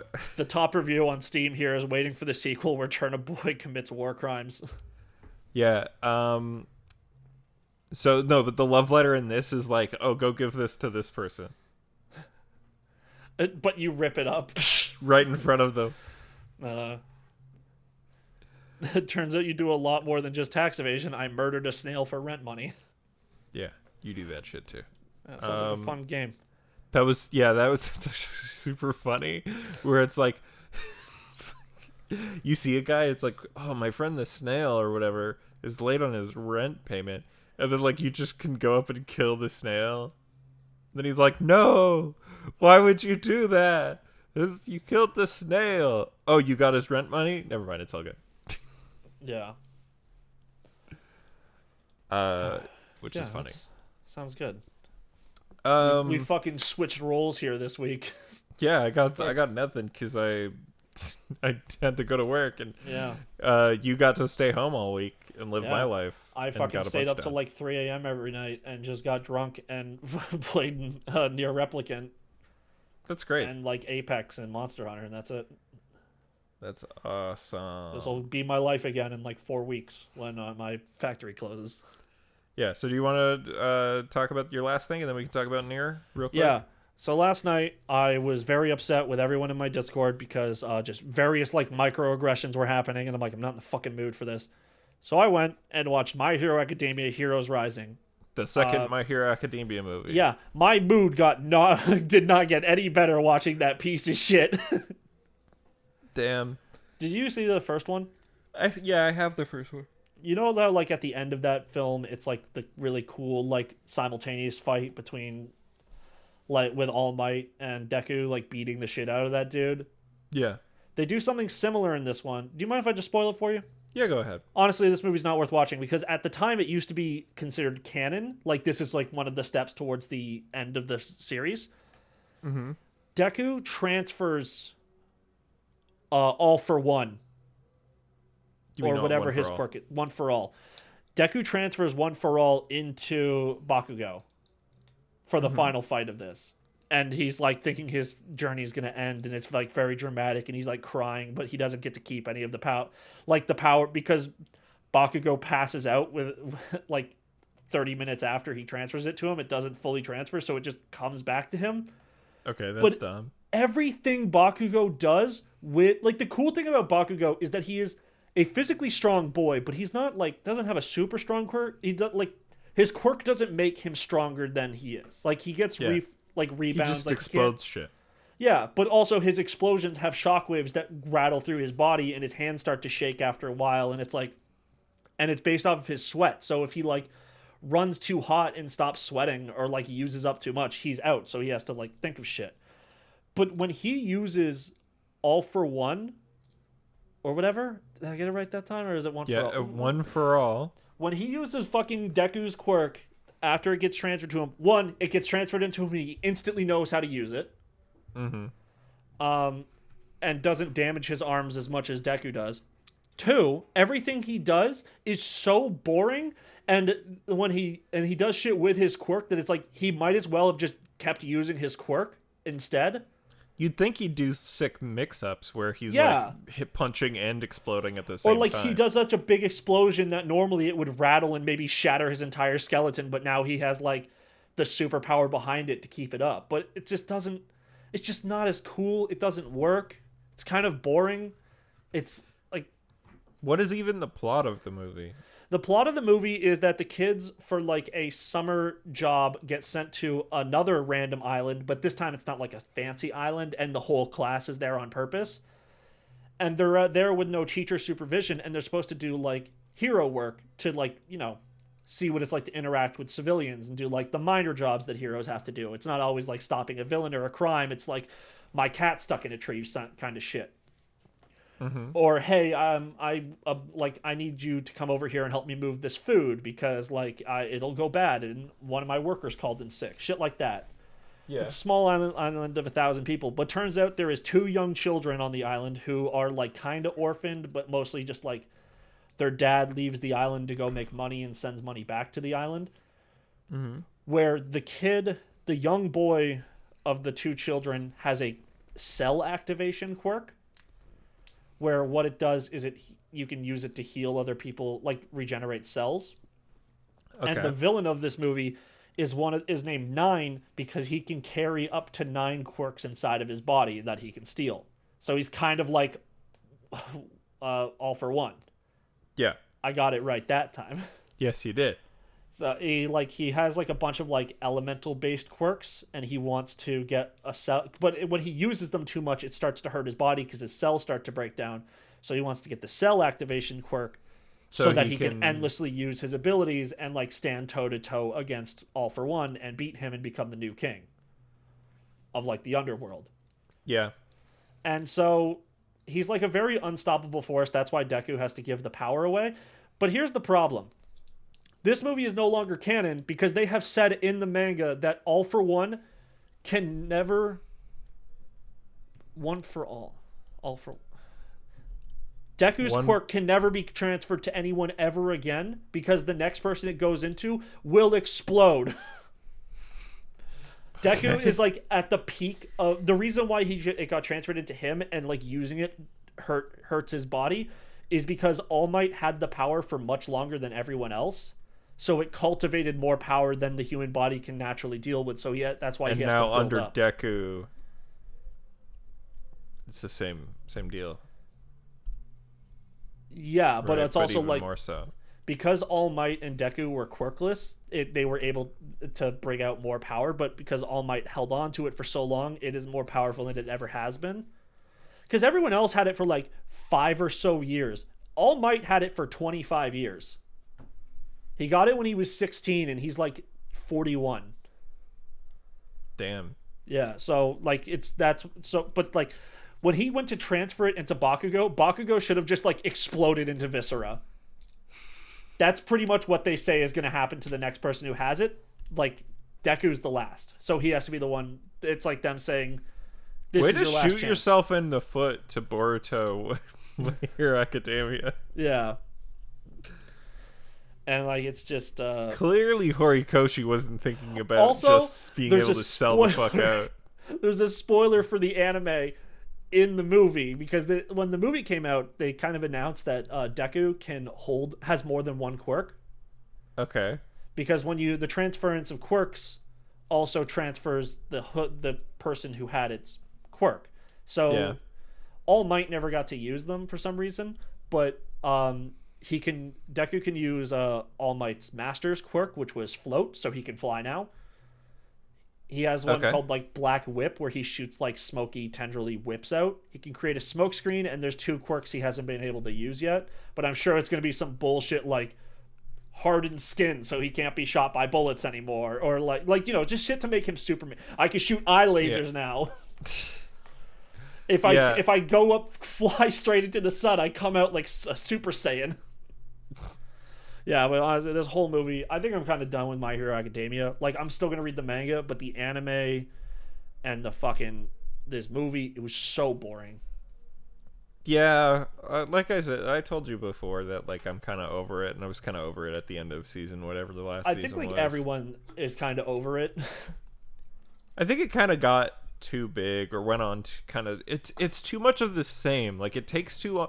Like, after United States of Smash... It just, like, coasts so fucking long on boring. Well, yeah, because especially, like, United States of Smash is so fucking cool, and it's like... It could be the end of the story. Like, it's, like, the design, like, the way that fight goes, the animation is beautiful. Like, You Say Run comes on. It's, like, a man literally using the last flames of strength he has to do his best to save, like, the next generation.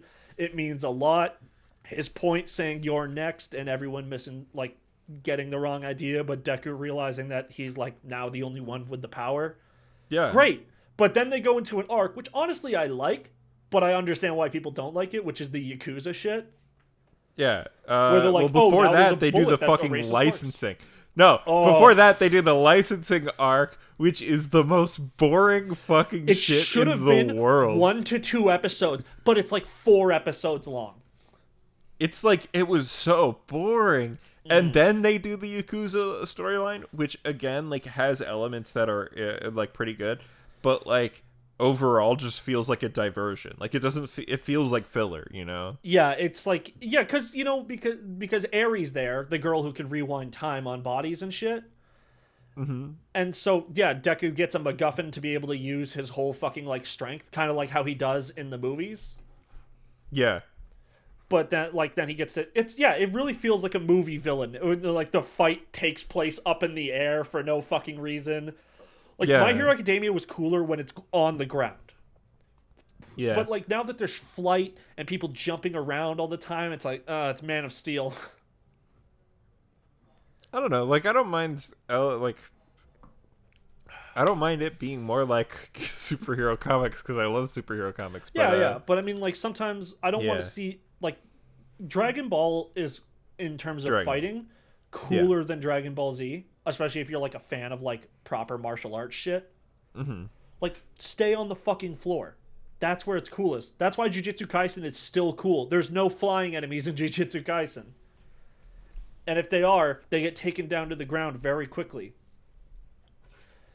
But yeah, and then also, even worse, after the Yakuza arc, I don't know if you watched it, the school festival arc.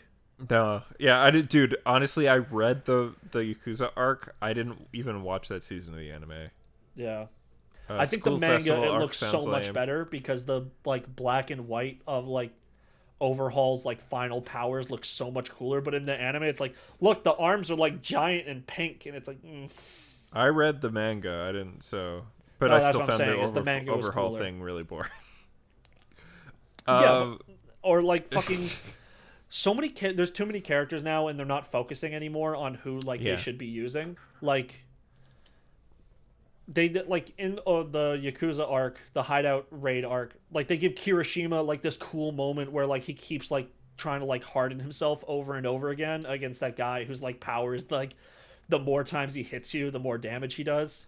I think it's funny because when I started getting into My Hero Academia, I was like, oh, this show might be as good as Young Justice. And now I'm like, Young Justice is so much fucking better. But Young Justice is so much better because it lets time pass. Like, they're still in their first fucking year. Yeah. Oh, that's so dumb. I think actually after, like, the last big altercation that happened in My Hero Academia where, like, Shigaraki goes and destroys, like, Hero Society, like, the heroes are kind of fucked right now in the manga. I think 6 months pass where Deku is now, like, out on his own. Like, he leaves everyone. Yeah, Except not really, because, like, both of his teachers, like, All Might and Eraserhead know where he is. Sorry, something was falling over, so I had to lean over. Okay. Yeah, so it's just not as good as it used to be. It suffers from the having to be an ongoing thing for too long vibe. Yeah. Maybe. Oh, I think it might suffer from the editor problem of like Shonen Jump, where like Shonen Jump is like really desperate to try and keep series right now, but they keep bumping them around, or they keep saying like, no, these ones it has to be like appropriate for kids, like how Chainsaw Man is like on hiatus right now, but when it comes back, it's a Jump Plus series because it's too violent. Yeah, or like I think also like I'm surprised Jujutsu Kaisen isn't a Jump Plus series yet. Promised Neverland ended, and that was like really big. Like Naruto ended like 7 years ago, and they still can't fill that spot. But Black like Clover's going Promised on, Neverland was doing really well. But like, I guess Black Clover filled Naruto's spot. Yeah, and but that's coming to an end as well, like 2 years or less. Yeah, Dr. Stone, I think is ending pretty soon. One Piece is not going to end for like 10 more years, but still imagine what happens when One Piece ends. Dude, yeah, fucking Shueisha dies. Yeah, I think I have a feeling that very soon One Piece is going to go I think Oda's going to stop drawing One Piece soon and just like You think they're going to Boruto? No, I think he's going to still write it. I think he's going to, like... Because he has, like, 5 assistants, and one of his assistants has been working with him for, like, 20 years. Like, almost as long as the manga's been running. Yeah, so maybe he'll hand it off to him. Yeah. It's always funny, though, when you look up and see, like, assistants to stuff go on to make their own thing. Like, one of the things I really liked is the guy who did Erased, the manga. He was an assistant on JoJo during Part 3. Oh. Yeah. Yeah, I think a lot of these guys are assistants. You know what also is the thing people are finding out again? What? That a lot of manga artists used to draw porn. And people are going like, what? And it's like, yeah. Honey? But they all knew they drew porn. It's just how it is. And speaking of porn, but except for being titillating to the eyes, it's titillating to everything. Let's talk about NieR Replicant. Yeah. God damn, Kaine is hot. Oh yeah, she's great. I love that fucking video game, dude. It's so good. Yeah, it is very good. It is very well done. It's really cool. You're only in part 1.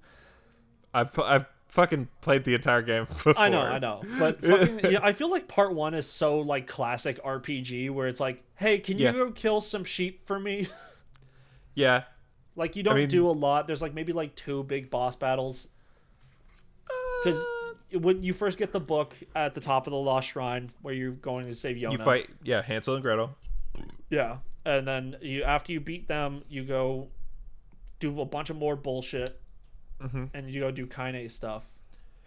Actually, you fight Kaine. You fight. I think that one's called Wendy. The one that Kaine hangs out with. You fight Wendy like twice. You fight. The 2 hands boss in the junk heap, and then you fight. Oh yeah, that boss is so forgettable. Yeah, and then you fight the big box guy in the shrine, which is where I am. I just finished fighting the guy made of boxes. In the Barren Temple. In the Barren Temple, yes. Yeah, and then you go to a meal, right?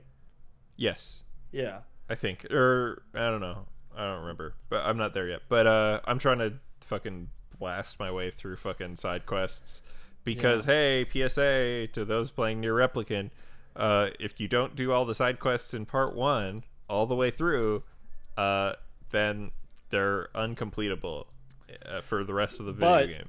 PSA for people out there who are like trophy whores, you only need to do 30 subquests.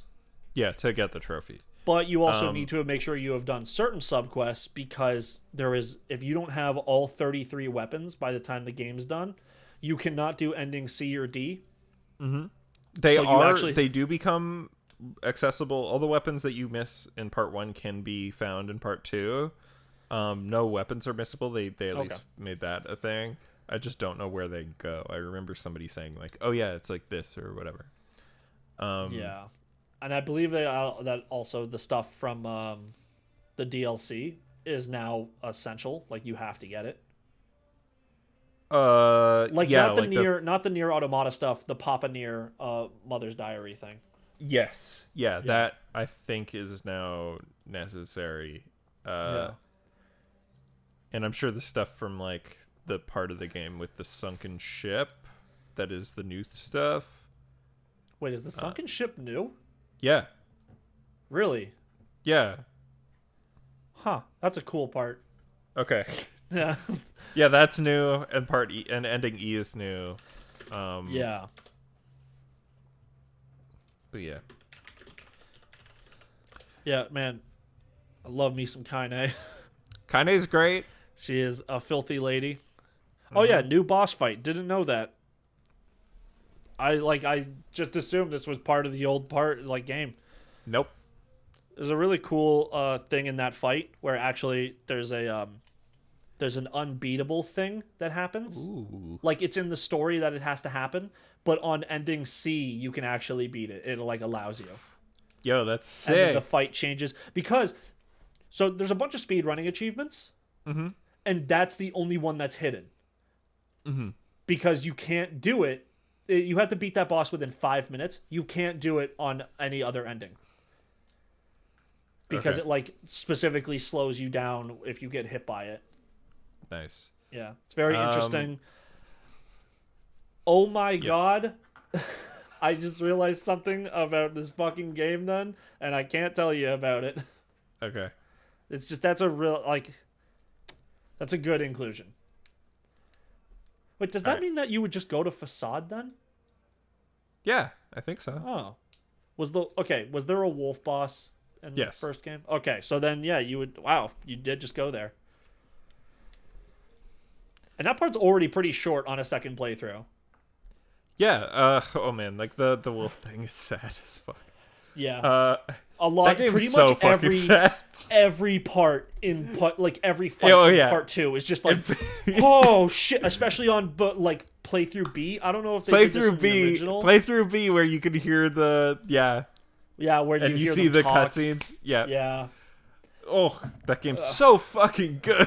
Like, we were all like, a lot of us here, we're just out here going like, yeah, this NieR Automata game is so fucking like revolutionary. Like, no game has ever done it before. Fucking NieR did it, Bitch. like 7 years before. Yeah.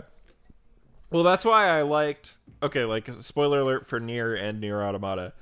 One of the things I liked about NieR Automata is that they went ahead and went like, yeah, the robots are like sentient like early. They're like, oh yeah, they're people.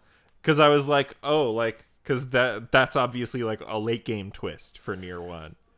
We're just is that the shades are keep going with some light spoiler stuff here. Yeah. Is NieR the same shit as like Guilty Gear, where it's like, oh, everything was cool, and then we discovered magic through science? No. So, as I may have told you, NieR is very semi-secretly in a different story, in a different game series, which is Drakengard. Yeah. Because ending E of Drakengard has you go through a portal to fight the final boss in a rhythm game section that takes place over Tokyo. And the ending is that the Japanese Air Force shoots down you on your dragon. Okay. Kaim on his dragon. The dragon and the final boss dying in modern day Tokyo leads to magic coming into the world, leads to a thing called white chlorination where regular people are turning into salt. That's why it's snowing in summer at the beginning. That's why it specifically says summer. Because the snow isn't snow, it's salt made from people who have died. Okay. And like all this science shit happens, this behind the scenes stuff that leads to like the Project Gestalt and Project Replicant. So what happens then? Is Drakengard in an alternate universe? Drakengard is like in a fantasy world. I don't know if it's in the past and they go through a time portal or if it's in a different universe. Because in Drakengard 3... combine. So in our world, it's that they combine science and magic together. Yes. And we end up with androids. Because the fucking people in like NieR and Replicant are shells. They are not real people. They are androids. Yeah. They just aren't called that. They're called like shells in this. Because they're like they're made from, so the replicants are like fake human bodies. They're not androids. They're like they're flesh and bone and blood, I think. Like there's so much lore to this game. You should watch Mr. Clems's videos because he'll talk about like, oh, how was Grimoire Vice made and like his backstory because he was like a person. Oh, was he? Yeah. And like obviously like the Emil backstory where it's like, oh, he's immortal and he was a kid forever. Fucking love Weiss's like thing because in part 1 of NieR, he's constantly like, get on with it. Yeah. Can we just play through the main story? Can we fuck off with these side quests? And then in part 2, you like walk up to somebody and you're like, yeah, I'll help you. And he's just like, okay, cool. So we're going to help this person now. Yeah. The fishing one's so funny where he has a different thing about like talking and scaring the fish like, every time. Part 1 to 5 of the fishing quest, he's just like going like, this is stupid. Why are we doing this? And then after the time skip, he's like, I will be so quiet. The fish will never know I'm coming. Yeah. The fishing's surprisingly fun this time for me. I don't know why. Especially, I think it's the HD rumble that really helps. Which I don't know. We don't actually have. Is that in the PS5 controllers? So it is in the controllers, but this is a PS4 game, so it's just regular rumble. I think. Well, okay, then the rumble is very good at detecting like when you're in the right spot because finding it out, initially before I realized I can use the rumble to detect if I'm in a good enough spot. Yeah. I thought I had to like match like where I was, like which direction. So when it was like completely to the left, or what I thought was completely to the left, I'm like, oh, okay, you go to the right. Completely to the right. Yeah. But it's actually like, no, it wants you diagonally down at the right. Yeah. And then I realized like, oh, I can use the rumble. And, isn't it fucking hilarious when you catch sharks? Yeah. Oh no, any big fish. Just like whoop behind you. Like when I caught like a hynaria for the first time, and it's just like long fish. Or the Rhizodent. I missed the fishing the first time, and I missed so the first time I played this game, I fucking missed the gardening. Yeah, that's one of the reasons why I don't think I'm going to be able to 100% this game, because that gardening is bullshit. Well, but it's okay. I don't know about so I don't know much about the gardening specifically to make the best foods or whatever. But I know It's not the best foods. It's to make the fucking lunar tier.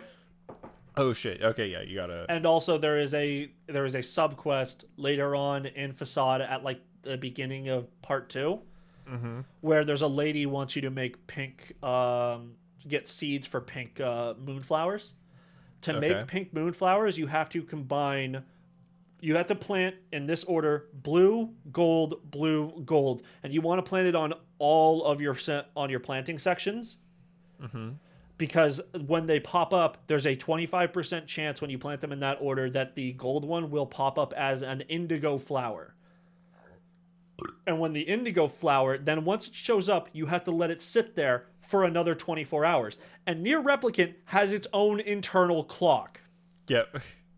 So back in the day on the Xbox 360 and PS3, you could just go offline and put the game clock forward 24 hours. And you would reopen the game, and they would be dead on the ground because you have to wait for them. You have to wait for them to bloom and then for them to wither to be able to harvest the seeds. You can't get seeds if you harvest while they're full. So you have to wait 2 real-time fucking days for a 25% chance of it spawning. And then after hopefully you get enough of the indigo ones, because you have to plant indigo flowers next to red ones, and hopefully you get pink. Okay. And you only get 4 seeds per, and she wants 10. So you have to do this 3 times. And now to get a lunar tier, you have to plant gold and red as well next to each other to get peach. And you need to plant peach and indigo next to each other for a 2% chance of getting a lunar tier. Yeah, but you just need 1, right? You just need 1 for the trophy, but you need to do 10 for the rest of that bullshit. Oh. Okay. Not well, 10 lunar tiers, 10 pink seeds. I think I'm gonna try and do it for my when I'm doing it. If I don't even know if ending E is the full game. No, it's not. It's a new thing. Then I don't know. I don't want. And also, grinding to upgrade the weapons is so fucking bad as well. Yeah, it's a bit much. They fixed it for Automata. There was still grinding to hit 100% for Automata. But at least when you were so tired of shit in Automata, when you're on the final playthrough, you can go talk to a person and you can give them money, and they just award you with the trophy there. Oh yeah. And no one knows I that. didn't do that. I did it for the weapons because I was missing one part and I couldn't buy it, and it required grinding for so long. I'm like, no, I respect my own time. I haven't been minding the grinding that much. I'm trying to grind goat hides right now. I played for 8 hours on Wednesday. Didn't do a single story thing, just trying to grind out dented metal bats so I could upgrade the iron pipe in part 2. Oh, the iron pipe's one of the fucking best weapons. Yeah, I get that, but it doesn't fucking drop at all. Yeah. Sometimes you just get bad fucking RNG. But I have the thing on the word edit thing where I have a plus 25% item drop rate, which is the max I can get. I know you can get plus 30%, and it doesn't drop. I ground for 8 hours and got 1 upgrade out of 1 sword. Yikes. So it's just I don't think it's worth my time. So anymore. at least unlike Automata, you don't need them all upgraded to get 100%. You just need to have them all. You just need to have them all. Yeah, or no, to get 100% in the story, to get 100% through trophies, you need to upgrade every weapon. Oh yeah, but Automata, I think in order to get the Emil final boss, you have to have every weapon upgraded. No. Oh, you don't? Because I don't have every weapon upgraded in Automata, and I could fight Emil. It's just that I'm level 75, and he was one-shotting me. He shouldn't be one-shotting you at level 75. I beat him way less than that. Yeah, but I'm not good at the game. Oh. No, I need to actually get back into that game and yeah. equip a bunch of defense stuff instead of I have a bunch of attack-based equipment, and I should equip defense shit so I can survive more. And don't do it as 9S, do it as A2. Yeah, that would make more sense. because I don't want to fucking have to hack the entire fight. Yeah. Because I'm not. Although the song is really good. Yeah. Also, A2 is just more fun to play. Speaking of, fucking tell me when you're playing NieR Replicant that Keiichi Okabe isn't the best in the fucking business. Like the guy who makes the music? Yeah. No, he's great. I think honestly, Automata has better music, but also Automata came out years later. Yeah, and it has that layered thing to the music where, like, the better you are, you get vocals. Yeah, and also, let's not forget the Weight of the World. There's 8 compositions of it, and there's a final one when you decide to finally accept help because you can't get through life by yourself. And the choir comes in, and fucking Yoko Taro is in that choir. Every once in a while, when I feel like crying, I just go and watch that. Like, listen to it. Like, oh, yeah. dude. I just want people, like, it sucks that, like, I want to find reactions of people doing it. Like, come on, I want to see other people react to it like me. Yeah, the stream. And no one does. I saw the stream. So when that game came out in Japan, Rising Superstream, who is like Liam, formerly of Super Best Friends Play, got it like ahead. So it got the Japanese release, which has English, which came out he got it like a couple weeks early. And so then like he played through it. And dude, when you watch his fucking reaction to ending E and he's crying his eyes out, it's so funny. I think I'm going to go watch that after this then. Yeah. Because I just want someone to have the same reaction I did. Fucking Anthony's been playing through the game. It's been taking him a long time because he like is a very busy man. Also, and it's a fucking 70-hour game. No, he's on, and also he's playing on very hard. Oh, what a... yeah, Jesus. What a gamer. Christ. Like, both me and Gavin were like, don't... Dude, don't do it. There's no achievement for difficulties. You could just play it on normal. We had a discussion. This is how he wants to play it. Like, this is how he enjoys games. So, he's just going to do it. Dude, he is going to die so many times. Oh, he has. Hegel. He's on... Yeah, that was the last boss he fought. I said, I think that's the last hardest boss in the game. That is the hardest boss in the game. But, like... Well, obviously, Emil is. Oh, yeah. Well, the second Emil is like a copy of Hegel. It's like almost the exact same fight. No, but what I mean is like Hegel is the hardest boss in the game that you have to fight. Yeah. Like Emil actually doesn't have an ending like associated with him. Well, he has like not a real ending, but like there's the letter ending if you die to the self-destruct move. Yeah. Man, Emil is such a weird character. Yeah, so I didn't tell you what was your reaction when you realized that the kid was Emil? Oh, as soon as I knew he had a human body before. I just didn't expect him to be like, this kid living inside of a mansion by himself. Technically the only human in the entire game. Did you? Yeah, actually, for real, he is. Technically the last human to ever live. Hey, at the end of Ending C, when you originally played NieR, did it show you what happens to Emil? Yeah. Okay, because I wanted to know if that might have been a new thing. That's funny how he's just like... He's the head. A head in the desert. Also, okay, I got a question about NieR lore now. Mm-hmm. The aliens. Are they real? In NieR Automata? Yeah, like I know that they're there. Yeah, they're real. Was it really so? Aliens at some point between like NieR Replicant and NieR Automata, came down to Earth and created the machines. Yeah, there was actually a story on a drama CD for NieR that took place in the future. And then I guess the shells, which would be the replicants, went and using the machine parts. Created androids. No, because androids already exist. Because Devila and Popola already exist. Oh, yeah, you're right. Okay. They are soulless machines. Yes. So, Devila and Popola exist. A guy. Just a guy. I think I think like during, like while the world was ending at the beginning. And then like androids start making androids.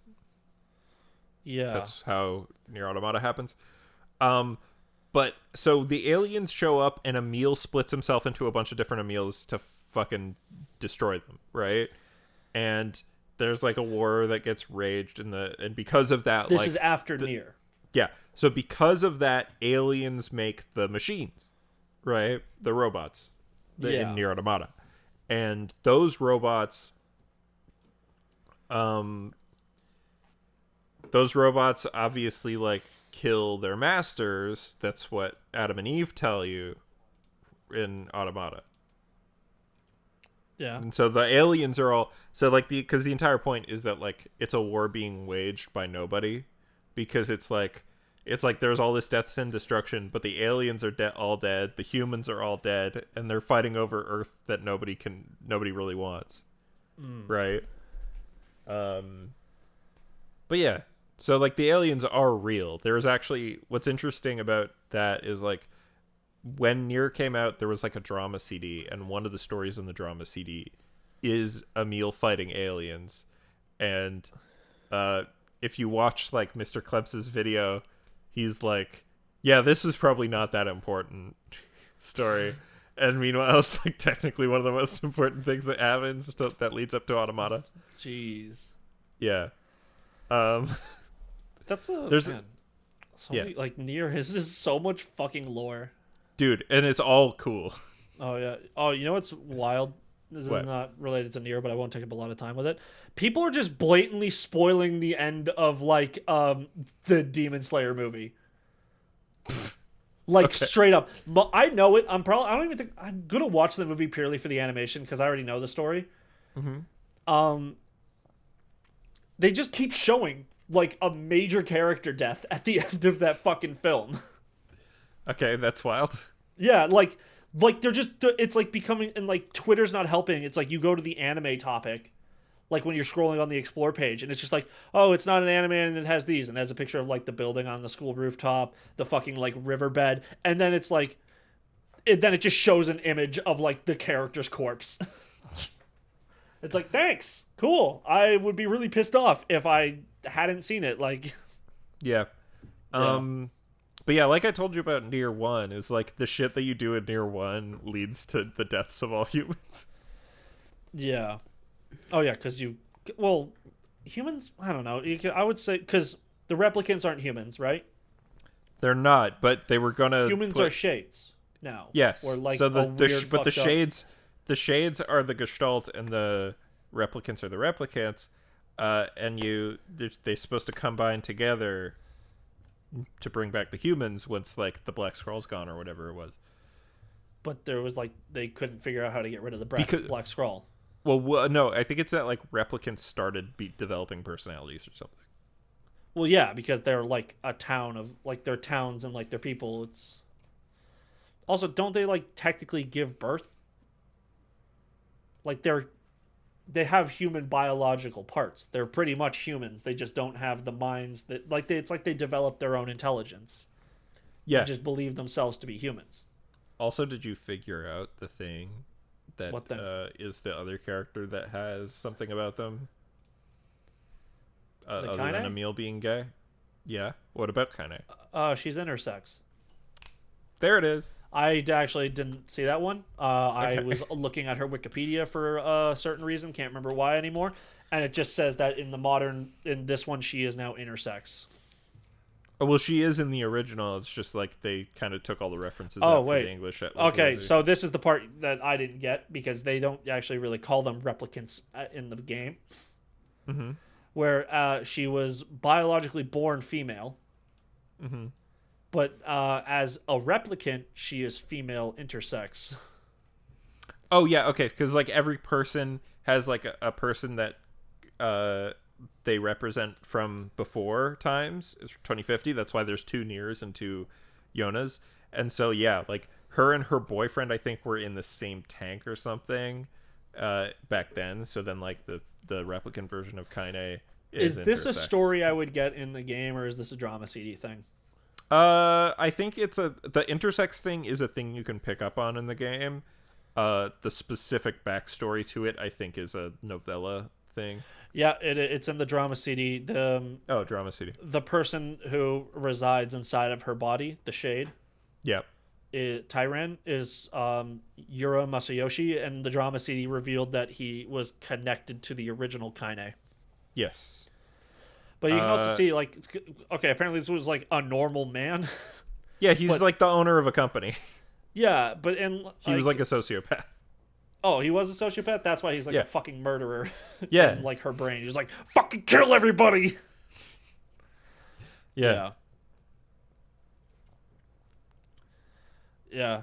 It's a good game. You should check out all the fucking side stories and shit. I'll probably go watch Mr. Clems's video because I like that's watch much. the ones on like Drakengard 1, 2, 3, and NieR. There is a part. So Laura Bailey is the voice of Kaine, and she's so good. Yeah, she's amazing. But there's a part in part 2 where Emil's like, I don't mind sleeping outside with Kaine. We like roast marshmallows and tell stories. And she's like, shut up, Emil. I got a fucking image to maintain. And I'm like, that's just the boss from Saints Row 3. That's like her exact... I think she has that exact line in Saints Row 3 as well. Yeah. Like, she's one of those voice actors who's like, she has like only certain voices. Mm-hmm. But like, I believe it in the other characters. Like, it's not like Troy Baker where I'm like, it's Troy Baker again. Yeah, I really love Laura Bailey as Kaine. I think it's my favorite character that she's ever played. Like, it's such a unique voice and like such a, interesting character.